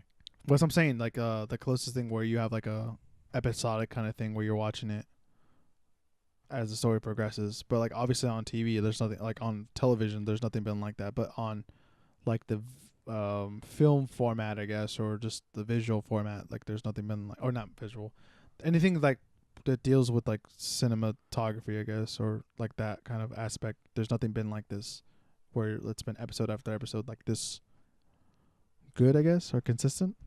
Well, I don't even, people weren't trying to do it like 15 years ago. This is like I'm unaware of like, or maybe The View is skewed, or do you know Kevin Smith? Yeah, where he has like separate movies that are kind of interconnected. You know, they And take then, place in the same world. Simon Pegg's and Hot Fuss and Do those all take place in the same world? there's supposed to be some kind of correlation with that and the Dawn of the Dead or Shaun of the Dead. They're all supposed to like they all have Well, it's the same weird like, relations, but I think they're supposed to be actually. it's the same like group of people making all those movies. I didn't know whether or not they were in the same world. Yeah, they're weird. You have to watch like a YouTube video on it and it'll explain it and whatnot. But yeah, I get what you're saying. Well, it's completely unprecedented. People weren't trying to do it before, and it's changed the way movies are made. You know, yeah, I think that's important. Like whether or not I like most of the movies. I don't know that any of them like individually are great, but at the same time, they did something that's new and important. You know. Well, it's kind of Star Wars, but yeah, it's so I think this is like what Star Wars would have been like in a 77. Also, I think the idea of like spinning characters off of certain movies is kind of interesting too, because it's happened in TV shows but not really in movies. Yeah. So that's kind of like a new thing they've done. But like the idea of doing that, it's so not very like new. to take Star Wars as like Star Wars and Jaws like ushered in the blockbuster era, Marvel Cinematic Universe is ushered in, I don't know, whatever you want to call this like the thing where people are trying to start universes and not really able to do it besides Marvel. Mm. But like that's what people are trying to do. Yeah, I get what you're saying. And I don't know. I think that's really impressive. Yeah, There's value to that. Oh, I think it's really cool to like even like go into like the Marvel history and like learning about how Stan Lee and I forgot the other guy's name that helped that basically write all these comics originally. And Or which character? Or because it's different people and different stuff. oh, like the original characters. I forgot the guy's name that he worked with for a long time. Bugsby or something like that, or I don't forget his name. But like the original characters like Captain America. I don't think Stan Lee made Captain America. I think it was before Stan Lee. No, yeah, but he did he didn't create Captain America, but I believe he like Jack Kirby. Yeah, Kirby. Yeah, there you go. It was him and Kirby that like coming up with all these characters. That's what it was. Yeah, a lot of them. Yeah. Well, no, because he was Steve Ditko too. Yeah. What's it called? No, they came up with like. Well, I'm saying like in general, like the group of guys that were working at Marvel, how they all came up with all these characters basically in all these, and all in the same universe, like the Fantastic Four. They didn't come up with Iron Man. I think originally. Stan Lee, I'm pretty sure is co-creator of Iron Man. Yeah, but I don't think it came out at the same time of like as like the set of characters. Thor was one of those guys. The Hulk. And then eventually I think Spider-Man and then the Iron Man came. I don't know the exact order, but basically those guys came. And then there's different like side characters too that are like kind of resemble like DC characters like what's it called? Aquaman. I think they called him Mariner Man or something like that. Or the Mariner. Submariner. So stuff like that. Yeah. So there's like a set of characters that came out all together kind of like around the same amount of time. That was kind of impressive. Yeah, or I think I read, or Stanley, people listening to this in the far future, Stanley recently passed away. Yeah. R.I.P. Yeah, I think he only worked like creatively for Marvel for like a 10-year span. So it's like all that stuff he gets credit for. It happened in like 10 years. Yeah. Which is crazy to think about. And like how there really hasn't been not a lot of new characters introduced in the Marvel universe in general since. I think Wolverine, Deadpool, obviously. That are the bigger ones, and then there's like B, C characters that have not made that big of an impact. The same as like I think the X-Men, too. Yeah.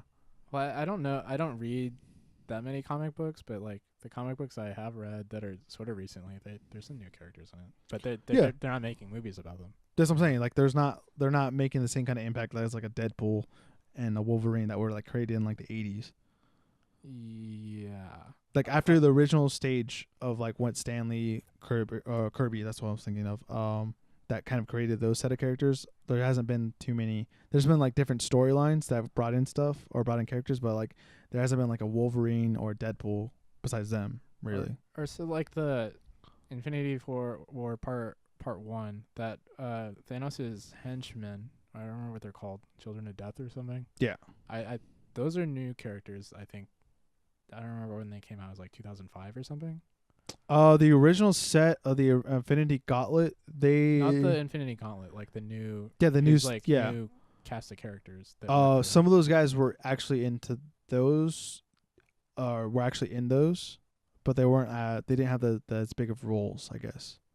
Like I was unaware though. What's the sister's name? Gamora's sister's name, I guess. Oh, no, I'm not talking about Gamora and Nebula. I'm talking about like the guy that gets sucked out into space. Yeah, no, yeah, fighting, yeah. like, Some of those guys were actually like they were actually some of them were original characters. They just got changed for like the newer Infinity War Gauntlet thing because there's been like 3 different versions of it, I think. Okay, well, I was unaware of that. Yeah, Stanley's original version of it was like it started back in like the 60s, I think, or late 60s. Thanos. I have to double check. Thanos first exists. I don't know. It's like late 60s, I think. His first introduction was against like the Avengers, I believe. It was an Avengers issue, but like the actual Infinity War or Gauntlet, the original one, didn't start until I think it was like I want to say a Spider-Man one where it's kind of like that's where you know how like they have have you ever seen like the comic biographies. I don't know what they're called, but they basically have like everything that like lines up like the story. So they take out. I think they're called omnibuses. Yeah, there you go. Basically they put everything that goes along the timeline of Infinity Gauntlet, I guess. I know we're getting to nerd talk right now, but I'm sorry. No, But yeah. you had a sports talk on the episode I just listened to. Tend to balance out the force. I guess, yeah. But I Yeah. think I don't know. I'm a hybrid of sports and nerd, I guess. No, not me so much. Yeah, I'm much more on the nerd stuff than the sports stuff. yeah. We're actually around that jocks that geek out on stuff actually exist. No, yeah, I'm not trying to like negate your existence. No. I'm saying to like other people. I'm just saying like not every jock is like that treated you like shit in high school, or whatever, which I apologize. What's your favorite comic book movie? A comic book movie. Oof. Recently I've really enjoyed the Doctor Strange and the Ant-Man. Those are like the two that stand out. First Ant-Man? Well, both in general. I just like Paul Rudd. Yeah, me too. 'Cause like I was telling my friend, I was like, I don't think there's any other actor that can really pull his version of Ant-Man off. Like I was like maybe Chris Pratt. That's it. I love Chris Pratt. I like Chris Pratt more than Paul Rudd, I think, but I like both a lot. Mm-hmm. No, I liked all those movies. I don't think they'd be in like my favorites though, or what I think is the best. Yeah, I just like it's like different take of like the Marvel movies, I guess. Mm. Because it's like a heist movie. Yeah, no, it was a lot of fun. I like them using their powers to not just punch people. Mm. Like I just find it more creative and entertaining. But I don't know, you wouldn't put like the Dark Knight on there? Or? Oh, like in general? Oh, Yeah. I thought you meant like the Marvel. Oh yeah, Dark Knight. Or we can rank Marvel movies or talk about it in general. Oh, I mean comic book movies in general. Like my favorite one right now would have to be. I really like Watchmen. Yeah, I'm sort of a Zack Snyder apologist. Like I like Watchmen. Batman versus Superman was flawed, but I liked Batman versus Superman. I like Man of Steel. I thought Man of Steel was a good movie, and Justice League was okay. I'm not gonna defend any of those movies, so I'm good. Oh, really? I'll go to the mat for Batman versus Superman. I'm not going to. I You can enjoy that. I love Batman. I like the idea of putting those two characters on screen, but it just didn't. I don't think they executed it right. And what what's was going? your problem with it?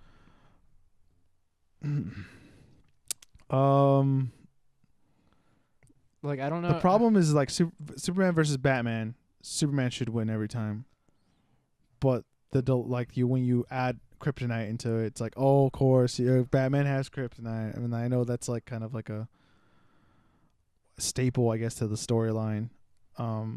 But it's like, I don't know. And then the way they did Martha and everything, that was just like annoying. I kind of like Ben Affleck's Batman, but I don't really like Henry Cavill's Superman, honestly. I like both of them. My favorite version of Superman is actually Max Lantis's Superman. It's called Superman American Alien or American Alien. I don't know what this is. Yeah. What is it? It's like a 7-part Superman series. Is it animated? No, it's comic book. Oh, okay. Yeah. Max Lantis wrote American. What's the one with? It's like it has Jesse Eisenberg and what's her name from Twilight, Kristen Stewart. Not American Hustle. It's American something. He's written a couple movies. And then Max Landis. Yeah. Okay. Didn't he do Chronicles? What's the thing? Bright. I think he did Bright too. Yeah. Yeah. And he does a TV series too of something. I forgot what it was. Yes. No, I think I know the movie you're talking about. I haven't seen it. Mm. I also have not read his Superman run. Yeah, that's what my favorite version of Superman in general. So I'm not a giant Superman fan. I'm not like beholden to the comic mythology of Superman. Mm-hmm. There's a lot of problems with Batman versus Superman. I think the Martha thing is contrived. I don't know how you can be okay with Crimes of Grindelwald, but not give a pass to Martha. But we'll leave that alone. I give a lot of passes to some stuff, so I don't know. That's just my personal taste. Batman vs Superman was beautifully shot. Would you agree with that? No. What was your issue? CGI, too much CGI. Too much CGI? That's what my general problem with all these DC movies, the recent ones. Well, I don't know how you do some of this stuff without CGI though. I mean, you can, if you look at the Marvel movies. Well, it's expensive. I understand that, but bro, come on. What like do you have a particular shot or scene? The end scene with all the destruction. The weird. Or do you just like CGI in general, or you didn't think the CGI was good enough? I don't think CGI was good enough. Okay. The way like Marvel pulls it off, they blend a lot of it with practical. Okay. And I think they do that better. I don't know. And like I mean Justice League in general, that movie was god awful, just all of it. Well, the CGI, like the look of it. It looked nice. It looks nice. Don't get me wrong. It looks nice, but I had a bigger problem with the CGI in the CG Justice League than Batman vs Superman. I get like the Henry Cavill. I don't care about I care less about the mustache. Stupid Nat villains and the main bad guy. I don't even remember his name anymore. It's yeah, the CGI on that guy, but the general like I don't really care about the mustache, but the whole just scene in the battle in like Russia, I believe was where it was. That was Justice League. Yeah, the end of the movie, right? Like that all just looked unbelievable. I didn't believe any of it. Yeah, that looked terrible. Yeah. But I'm talking about Batman vs Superman. Okay. I think Batman vs Superman is a stronger movie than Justice League. Yeah, I think it's better than Justice League, but not by much.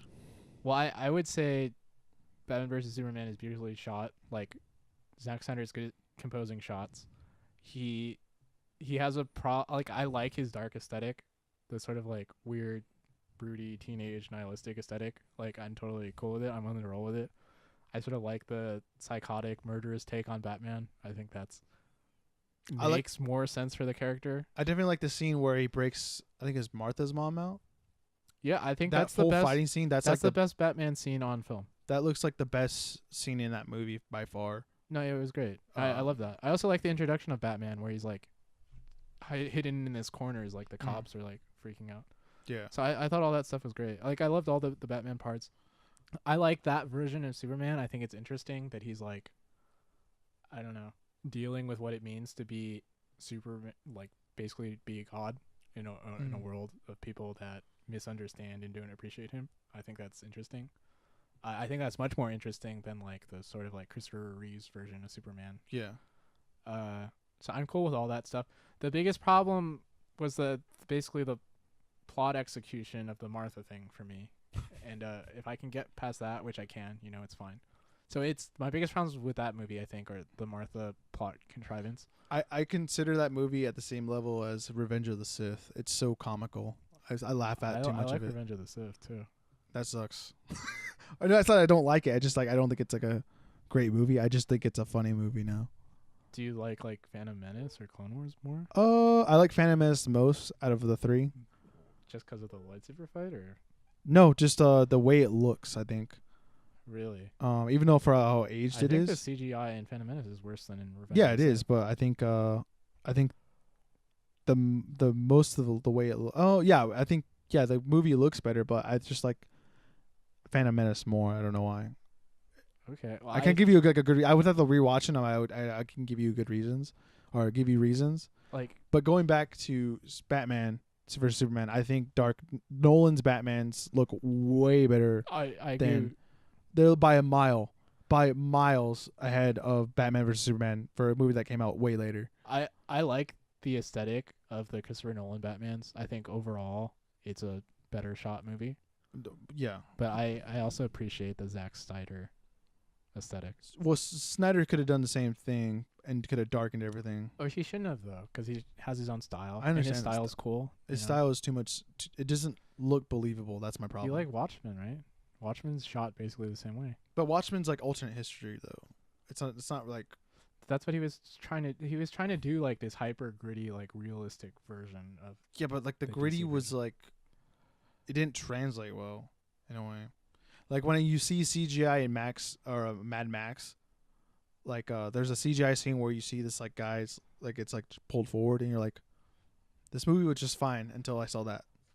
Oh, maybe this is just a difference in taste. Like I can get past like poor visual effects. I can't. That's me. Well, do you have trouble watching old movies? Oh no, I love John Wayne movies like The Searchers, I enjoy watching like The Wizard of Or, Oz. Like old effects-driven movies, old effects-driven movies like Alien. Is that what you're saying? or even Star Wars. No, I don't really have a problem with those ones because I know difference? that the age, the way you can do stuff nowadays. Okay. Well, I guess this is just a difference in the way we watch stuff. Yeah, like Planet of the Apes. I don't have a problem with Planet of the Apes because I know what the limitations they had back then. But I still love the original Planet of the Apes. Yeah, the original Planet of the Apes is a solid movie. But I guess for me, it's much more. Well, no, it's like the whole series of them after, like the first one. Really? I Yeah. think they drop off pretty fast. Well, they drop off pretty fast, but I enjoy the attempt. Okay, a difference of opinion. That's fine. Like the, like I think the only one that's like approaching good-ish is the first Planet of the Apes. Yeah, well, the weird one was when they went back into Earth. Yeah, underground, and there's like weird human mole people. Oh right? no, the one before that one where they go back and there was that weird scene where they're like in public and like, oh my god, they're apes. Or, like they did that weird like TV spot one scene I don't where they do remember. interviews and stuff. I might have not seen this one. I don't know. Yeah. There's a weird one. It's 2001 Space Odyssey holds up, I think. Yeah, I no, think that's a great movie. Yeah. I just actually saw that at the Frida Cinema. It's the first time I saw it like on a big screen. Yeah. It was That one. cool. The Godfather 1, like a great movie. Or that's not like visually effects driven. I know, but still, it's still like you said, old movies. So I was like, I don't have a problem with like pacing. Like I'm showing you, I don't have a problem with pacing or anything like that. Okay. 'Cause I enjoy those. And also that like the way it looks. I think it still looks good. No, yeah, I think those movies look great. Or I guess what I'm confused by is like why you're so hung up on it. Because it in looks these like modern looks like movies. shite. Well, it looks fine. It looks fine, but it's not. It doesn't look the way I guess you want it to look. It doesn't look believable. I'm sorry. That's my problem. But like Zack Snyder's style is this sort of like hyper reality. I don't know. Like Watchmen is kind of like he makes it kind of a little. Well, it's believable. basically the same aesthetic in Watchmen as like I think the it. ever season. I don't know. It just didn't. It doesn't translate well for me. I enjoy Watchmen. Watchmen's like actually one of my favorite comic book movies, and I don't know. It looks perfect for that comic book series or for that. But when you go to this one, I don't know. I don't think he pulled it off right. Okay, Maybe he was also rushed too. I think that's what it was too. Well, I don't know if he was rushed, but like the studio was giving him a bunch of notes and made him like cut a bunch of stuff out. Well, yeah, that too. That's another problem I have with those movies. Is like, oh, well, if you watch the extended cut, you'll understand it better. And I was like, oh, well, fuck, I don't have another hour to spend. Oh, I do. I would have had it. If it was like I would have been fine with a 3-hour movie with those movies, honestly. I'm fine with it too, but like In the theaters. studios, yeah, they want a short run time so they can run it as many times to make the most money. I mean, like we learned about Bohemian Rhapsody, like, oh, it's more than a 2.5 minute song. I'm like, fucking play the song. It's good. Just play it. Yeah, I'll sit there and watch something like forever long. Why are you not gonna everybody's the Would same you way. defend Suicide Squad? I think Suicide Squad's a terrible movie. Okay. Well, this is my friend Katana. I wouldn't upset her. Yeah. She devours the souls of the people she killed. Yeah. I don't know, man. I just have a problem with all like the whole start from Man of Steel to recently. Man of Steel's a solid movie. What's your problem with Man of Steel? It just doesn't look right, dude. It just doesn't look right. I don't know. Like Arrival looks better than Man of like the way they portray aliens. It looks believable towards the way they do with Man of Steel. If that makes any sense. I understand what you're saying. I think maybe because maybe I'm comparing off of like the way Transformers looks. Well, I think basically all the Transformer movies are terrible except the first one. Yeah, but I'm talking about like the way they look. I think like the CGI. That's why I think like Michael. I think I'm like because I think Snyder's CGI looks too much like Michael Bay's CGI. Okay. No, I guess we just have to agree to disagree about that. Mhm. Like, Arrival's a great looking movie. I also think Man of Steel's a great looking movie for what it's trying to do. I guess the issue is you disagree with what he's trying to do as a match for the content of the story or something. I guess. I can't think of any Schneider movie off the top of my head that I like besides Watchmen. 300?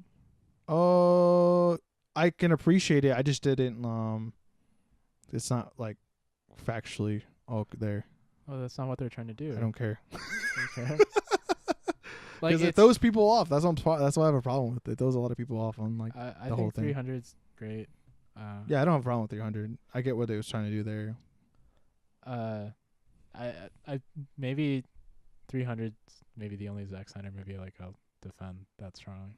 But like I like Batman vs Superman overall. It's past like it's a decent movie. I was entertained by it with some really good Batman stuff. Mm. My favorite. So I guess my favorite comic book movies is maybe Dark Knight, and then It's about to be 7, by the way. I'm just like. okay. Let me know when you want to stop me. No, I'm sorry. No, you said 7. You wanted to be out here by 7, so I don't know if that holds still. There's nowhere I have to be. Okay, cool. I was just gonna work, but I Work, don't have to okay, work. okay. I was gonna write more. Okay. Yeah, I'm enjoying myself. So Okay. yeah, we can keep going if you I'm want fine to. with this. I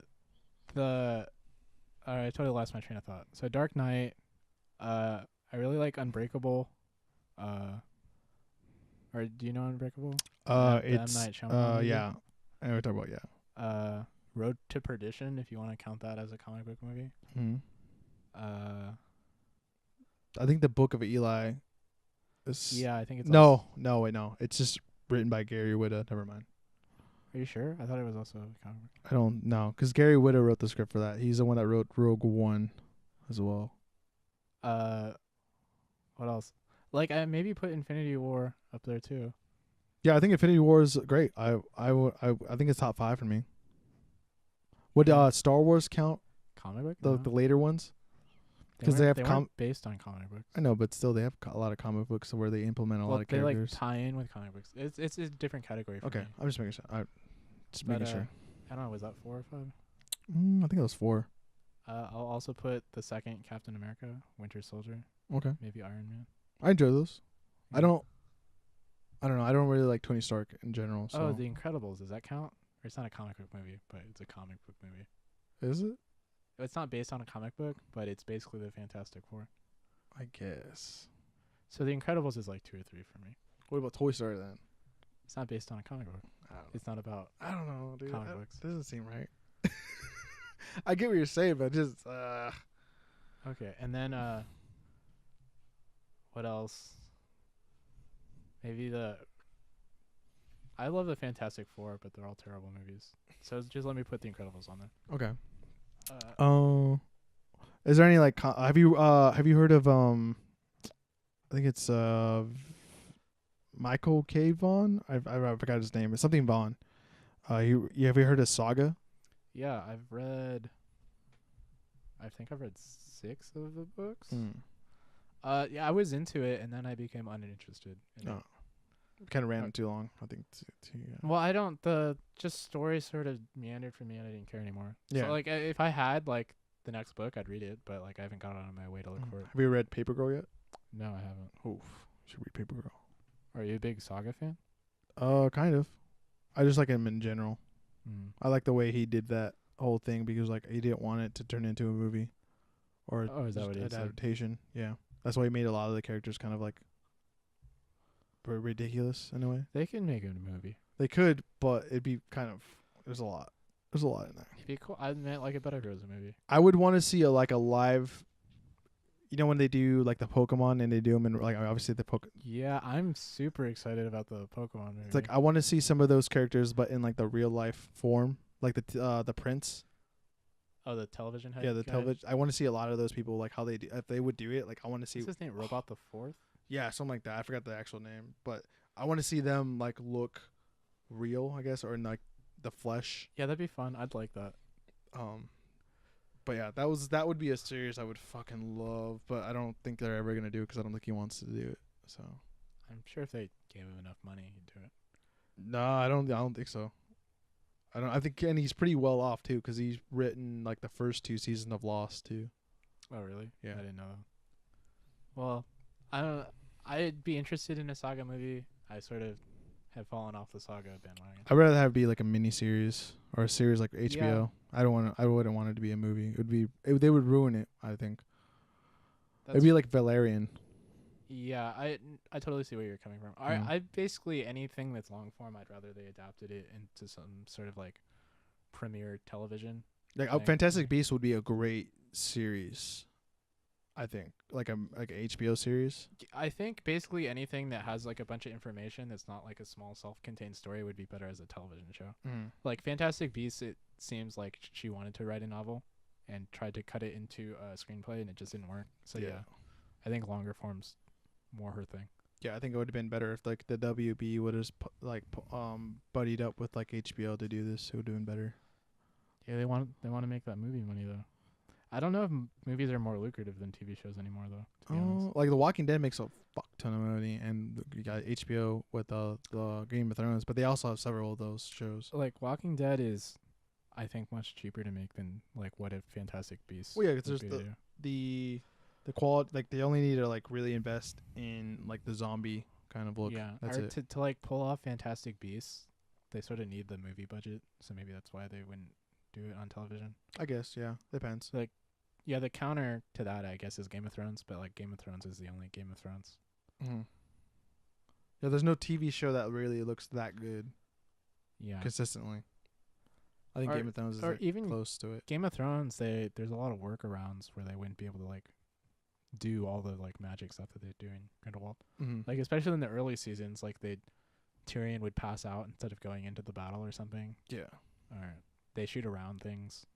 I guess that's changed with like the last 2 seasons, but Well, the bastard, they actually cut out the dog on purpose because they didn't have enough Yeah, money for the not CGI. enough budget. Yeah, they're fucking dragons. yeah, or there's a lot of stuff like that. Or I'd be okay with him doing like a Shakespeare thing where all the battles just sort of take place off screen, but I guess I understand like a lot of people want to see that stuff. You know, I like giant dragons breathing blue fire into ice walls too, but I'd also be okay if that wasn't there. I don't think that part of the show looked too good though. Yeah, or it's stretching their budget for what Yeah, they're looked decent able though. to do. For It uh, looked that- gr- I like it how looked they it looked basically do distance shots. They're like, okay, we're gonna do a distance shot so we can barely see this shit. it looked great for television. Yeah. For television, that's the key qualifier.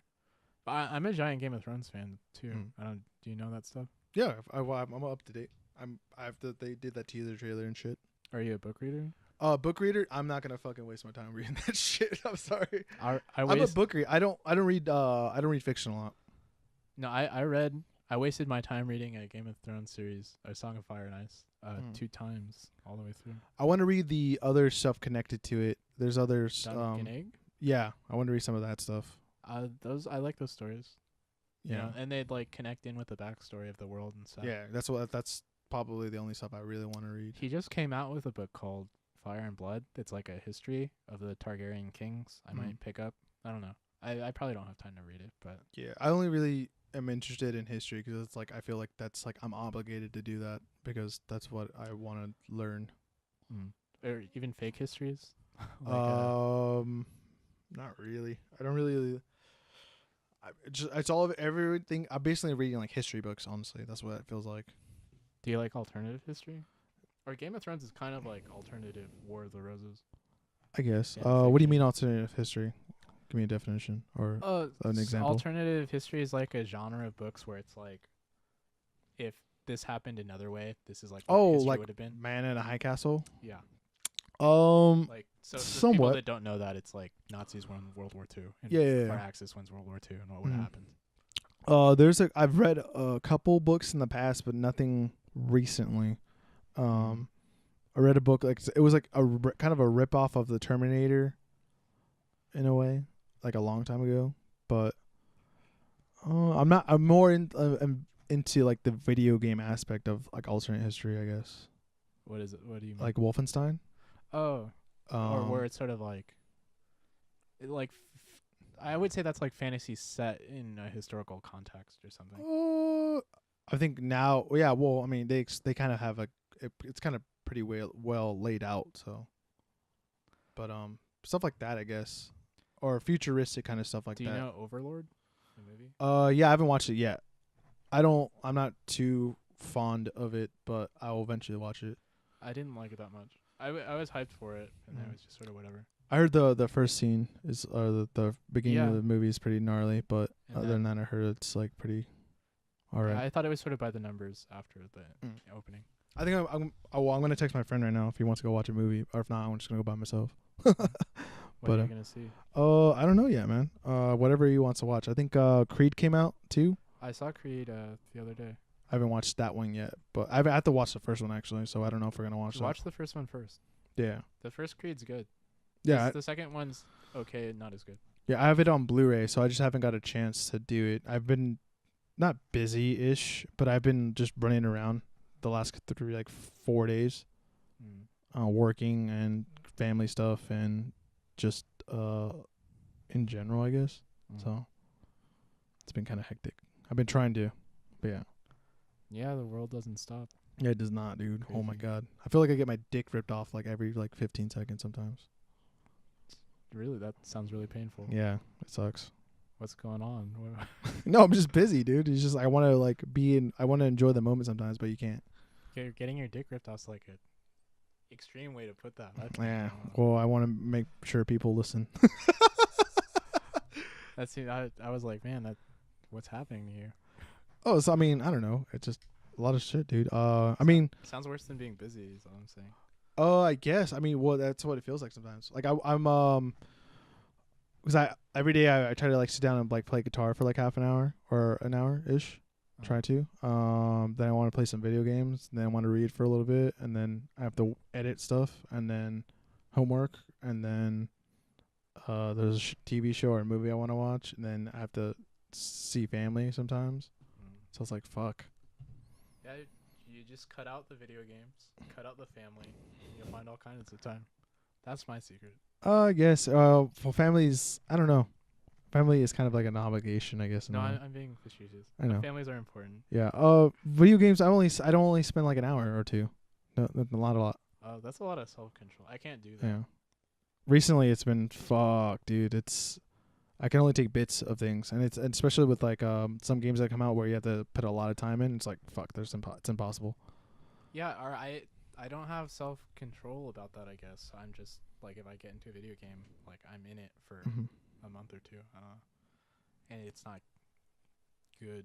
Yeah. For me and the stuff that I should do. So. I'm enjoying games where I can just jump in, play for half an hour, and then jump out. Yeah. But the Red Dead Redemption 2 and Assassin's Creed, you have to jump in for times. But those games, I'll hour and a half, and that's it. I'm out.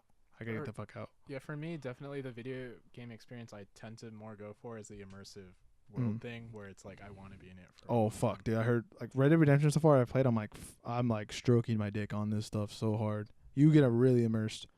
I should stay away. Yeah, that's yeah. A lot of people. I already listened to a spoiler cast on it, and I don't really care that much about the story, but I care. But I'm holy fuck, dude! I'm scared. I'm scared because I'm gonna be off school next month, so literally, I'm gonna try to beat Assassin's Creed by then, and then play the shit out of that for a week, and hopefully beat it, but probably not. It's not; those games aren't that long, right? This one, you want to do everything. This specific one to probably beat it, you're probably looking at 50 hours or do you minimum. mean the story? Yeah. Whoa. Yeah. Why'd they do that? I don't know. They worked on the game for 5 years, so.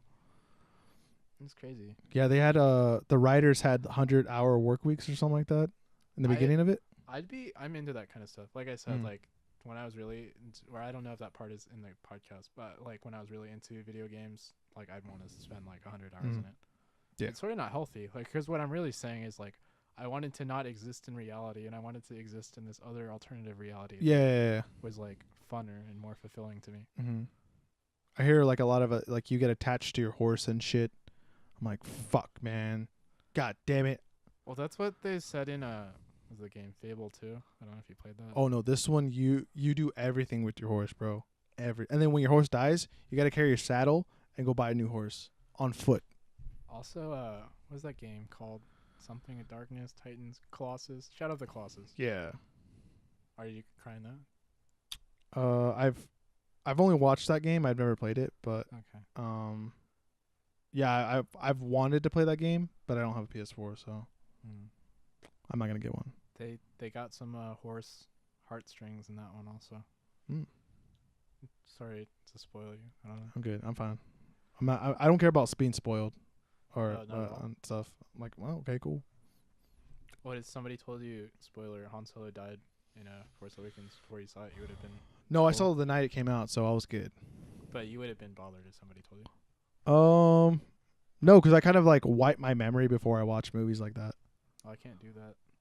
Where I'm like, I kind of not pretend, but I kind of like, oh my god, that's so cool. I try to, in a way, enjoy it, enjoy the moments like that. If that makes any sense. That's a better way to do things. I wish I could do it. I can't. Yeah, it's fucking hard. It's really, it's kind of hard actually. It's not that hard, but it's tough-ish. You got anything you're looking forward to? What do you mean? I guess I was talking about in general, but What do you mean?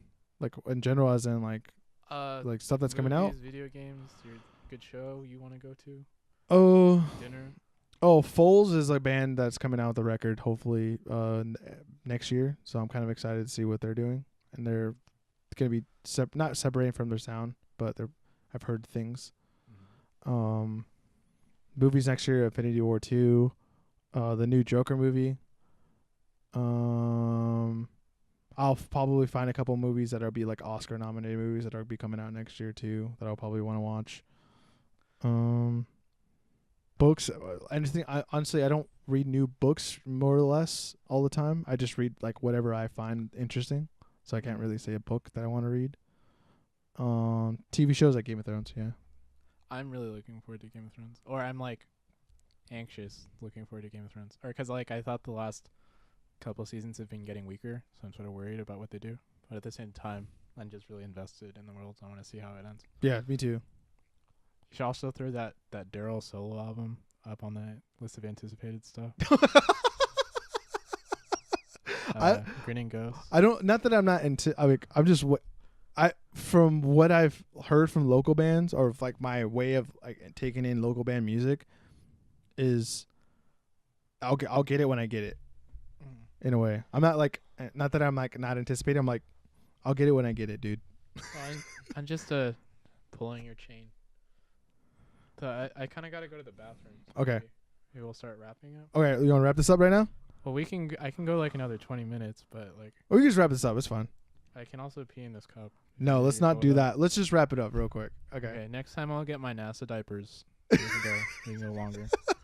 All right, ladies and gentlemen, that is it. This has been our longest podcast, I think, by far. Thank you very much, Daryl. What time is it? It's 7:11. Perfect time to end. Go grab some of those pizzas and hot dogs. I know George is a big fan of those things. Yeah, I've seen him eat them.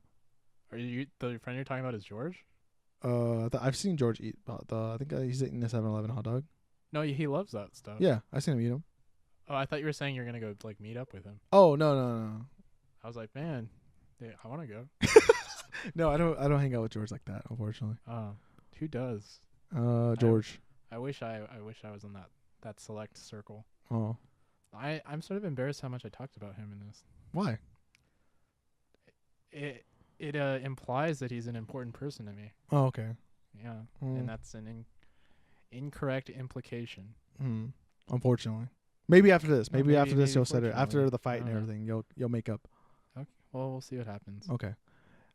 Anyways, I've been the host, Richard Radillo. I don't know why I'm looking at the camera because it's not recording.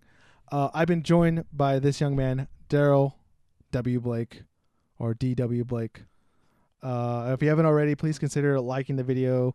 Please consider subscribing to the College Avenue channel. Also, please consider following us on SoundCloud, iTunes, music or podcasts, and Google Play. And give us all those loves, hearts, and 5 stars, please. And that is it, ladies and gentlemen. And we'll see you guys in the next edition of the Above Ground Music Radio Podcast. Say bye. Bye. Thank you so much for having me. Oh, I've loved it.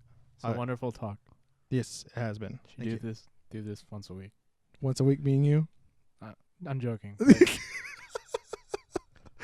I'm prepared to come back. Okay, yeah, for sure. Yeah, well, let me know. Yeah, Okay, next all time right. I got a book coming up. All right, cool. We'll see you guys later. Bye. Bye.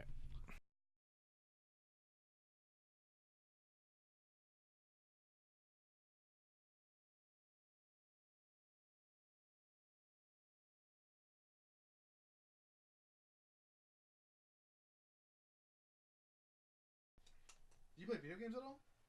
I used to be a big gamer, but like the last year I quit. What were you into? Like mostly RPGs, like JRPGs? yeah, when I was like in high school or middle school, high school, but like more recently I have less patience for that. I was doing more like So it's a lot of time. yeah. So I lost several months to Skyrim. And after that I was like I need to be more productive, so I just basically cold turkey I'm stuff. gonna move the table a little bit. Sorry. Yeah, I'm more into Western RPGs, I guess. Like Monster Hunter and like Persona are fun. I like watching people play it, but I don't like playing it myself, I guess. It's too much work. Are JRPGs? Mm. Like Final Fantasy. I don't know. Maybe this just doesn't translate into my head. Like I'm more like the Bethesda kind of guy. I love Bethesda. Like Knights of the Old Republic, one of my favorite games. Oh, dude, I know a guy that worked on that. He works at Pixar now. Which one? Both of them? He worked on Knights of the Old Republic, and he works at Pixar now. So he's worked on every Pixar movie since. I gotta remember what movie. I'm not remembering what movie. Like the first movie. I'm trying to think. The That first he's- Pixar movie is Toy Story. No, the first. Yeah, but he wasn't there when it started. I forgot. You mean the first one he worked on? Yeah, I'm trying to remember. I know he's worked on like at least A Good Dinosaur, but I know he's worked on stuff before that too. But he plays video games with us, which is cool. He worked on the worst Pixar movie. That's why it's not that good, yeah. But my nephew fucking loves that movie, so. What's Inside? He's worked on Inside. Maybe a couple of movies before Inside. I know for sure he worked on at Pixar. Inside Out's great. Or Inside Out, yeah. That's what, yeah. Inside is a game, yes. What's your favorite video game? That's a good question, dude. I don't think I have like 5 favorite ones. Oh. Like Halo. The first Halo is one of them. First Halo. Yeah. Wow. Because I was like, game's broken, dude. I don't care. I was a broken kid. I had nothing else to play too. Battlefield Bad Company 1. Fallout 3. Yeah. That's I think that's my second or third favorite game. I have 6 characters on there with 80 plus hours. So I think I love that game for some reason. Probably GTA 3. And I don't know what would be the other one. I'm like probably NCAA 06. That specific year. Or so what's my favorite? I think my favorite's. So my like cool answer is a game called Save the Date, which is like an indie game. I like indie games. I was just like they're yeah. not my favorites. No, I like how meta and kind of deep it is. The premise of the game is that it's like a point and click like adventure story. Kind of like Bungie's like one of their first game was called Myst. Kind of, but it's even like lower tech than that. It's just, Really? There's no 3-dimensional world to explore. It's just like 2D pictures, Mm. and then you can pick options to advance the story, basically. So you go on a date with this girl, and she dies, and fuck? and then the premise becomes you're trying to save her from dying. So you go through a bunch of like narrative dialogue tree type things to try to find a way where she doesn't die. Oh, okay. And it gets really meta about storytelling, and especially storytelling within video games. And I don't want to spoil the game for people, but it's cool. Well, you're not. Well, I mean, we're technically recording, but we're not even in the podcast right now. Oh, okay. I'll just so like it ends up that you can never save her. Okay. And it's just like it's this really interesting comment about like fate and determinism and free will and what can you actually do. And then the thing that really clinches it for me is if you go into the game code, if you alter one line of code, it activates this other section of the code, which allows you to basically save her and make your own happy ending. I Oh. thought that was like super cool. That's pretty in depth. Like Yeah. if you gone into that far, but that's kind of cool. Did you like look that up or? Did you, like, find- someone told me about it. Oh, okay. And then I tried it. Like I actually played it as a group Mm-hmm. with like 4 of my friends or something. Mm. Yeah. What is this, like only on PC or something? I think so. It might be in like some like game stores now. Okay. Excuse me. And then did I say Metal Gear Solid Snake Eater? That's up there. No, you didn't say that. I love that game. That game made me cry. Yeah, like legit, I cried hard. I think multiple times. It's just I don't. Have you played it? No, I'm trying to think of a game I cried. I think I cried in Gears of War 3 a little bit. I teared up. I know I've cried in another game, but I'm not remembering what it is. I'm trying to think. So I cried there, and then I guess a couple of the Final Fantasies I've cried at, and sort of a big like baby. I heard the new Red Dead Redemption. You might cry. I haven't played it. Yeah, Yeah. I have it downloaded and everything. I've only played the first bit. I'm only playing Assassin's Creed right now and Battlefield 5, but I haven't played I haven't even touched it. And I have the game. Like fuck. But anyways, yeah. Yeah. Or what else do I love? Like I've it's not the same like category for me, but I've probably spent the most hours playing like Smash Brothers. Mm-hmm. Like either maybe the newest one I spent the most time playing. Yeah, the new one comes out. Or I think next not- week. Yeah, not the one that's coming out, but the. Well, I'm just saying like the newest one comes out next week. But yeah, the newest one on the Wii U. Yeah. What took forever to get on. Well, I'm glad they take their time. Like they don't need to release these games all the time. Yeah, I know, but still, I was like, yo, dude, when's Smash coming out on the system?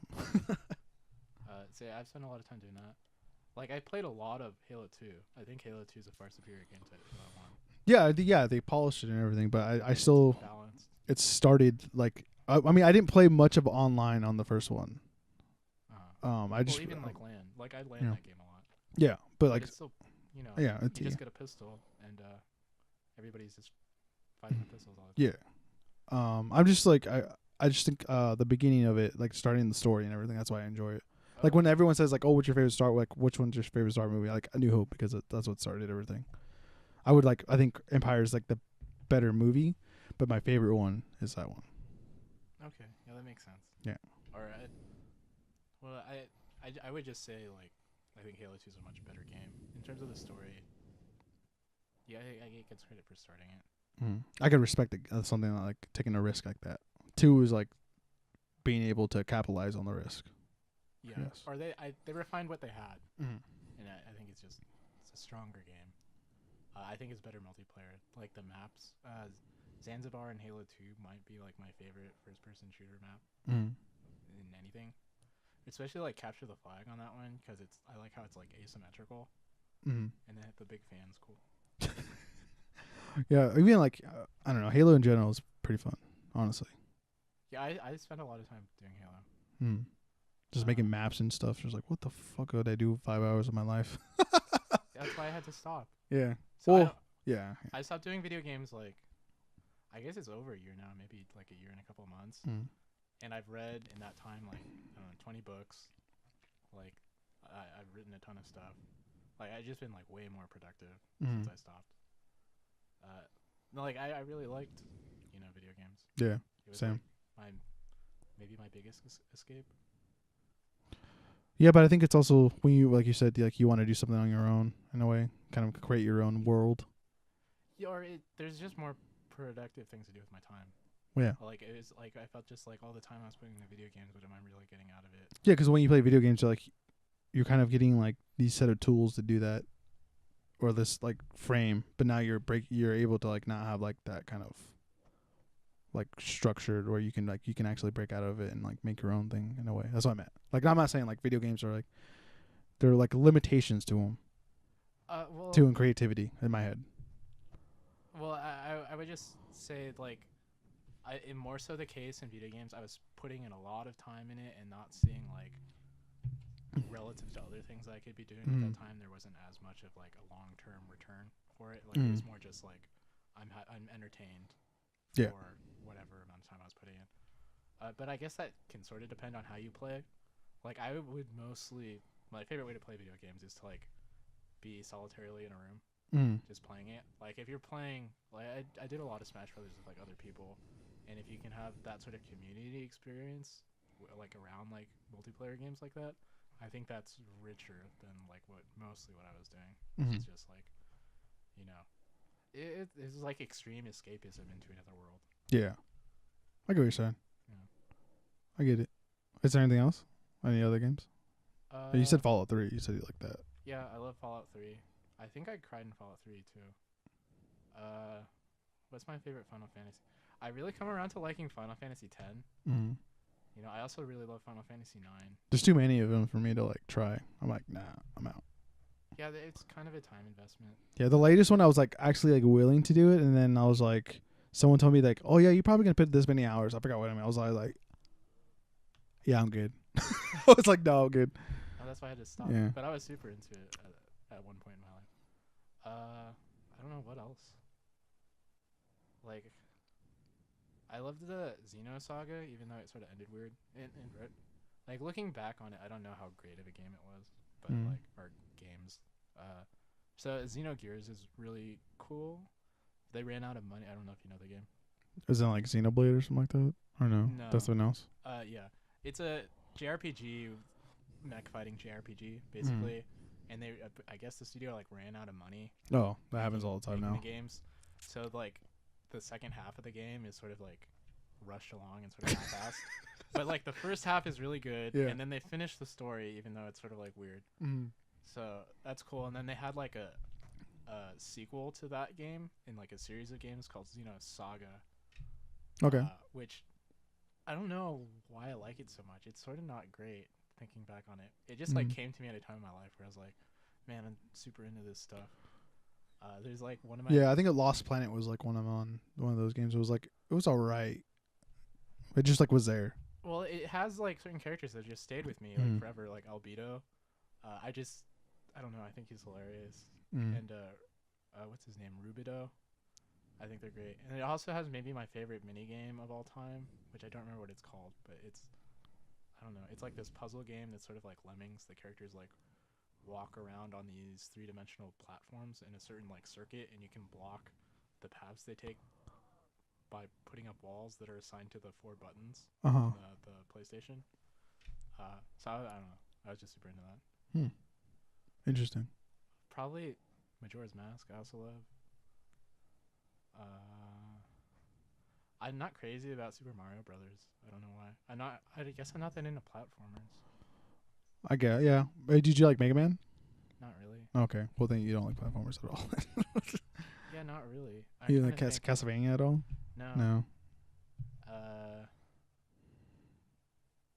don't know what else is there. I went through a phase where I was into Command and Conquer, but I don't think it's my favorite. I like the Total War series for sure. I think Civilization is probably the best series that I probably like the most, but I think I spent most time playing, what's it called? Age of Might and Magic, which is like, it's like a spin-off of Age of Empires, I think, but it's like fantasy based. So I was pretty into that just because I like dragons and stuff. You would like Warhammer. Total War Warhammer? I know Warhammer. I'm unaware of the game Warhammer. Or like I know the tabletop game. Yeah, they made like they actually made like the video game version of that. Okay. Yeah, the actual tabletop version actually is pretty difficult. But that's what it is. All right, you ready to get started? Yes. Even though we haven't started, we've talked. I'm gonna mention like we've talked for like 45 minutes now. We have not recorded, but it's fine. I showed up here at 3. What time is it now? It's 4 o'clock. Okay. Do you have to be gone by a certain time? It'd be great if I was out of here by like 7. I don't Oh know, no, you but, won't yeah. be here that long. It's okay. Okay. You're fine. Cool. I'm just gonna adjust this quick. You're gonna be perfect, dude.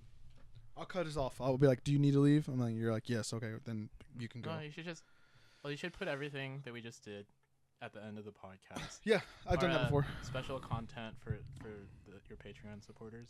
I don't have Patreon support. I don't have Patreon yet. Until I start doing my history thing, then that's when I'm gonna push a Patreon thing. Well, you should charge people for the content we just made because it was pretty great. That was great. Yeah. Well, I mean, you have to put the mic to your face, but make sure just that it's an inch away from your face, so you can be a little bit back. You can push this back too if you want to lean back. I'm gonna readjust this. Can I do that? Yeah. This is good still. Just when you adjust it, just hold this while you do it. Okay.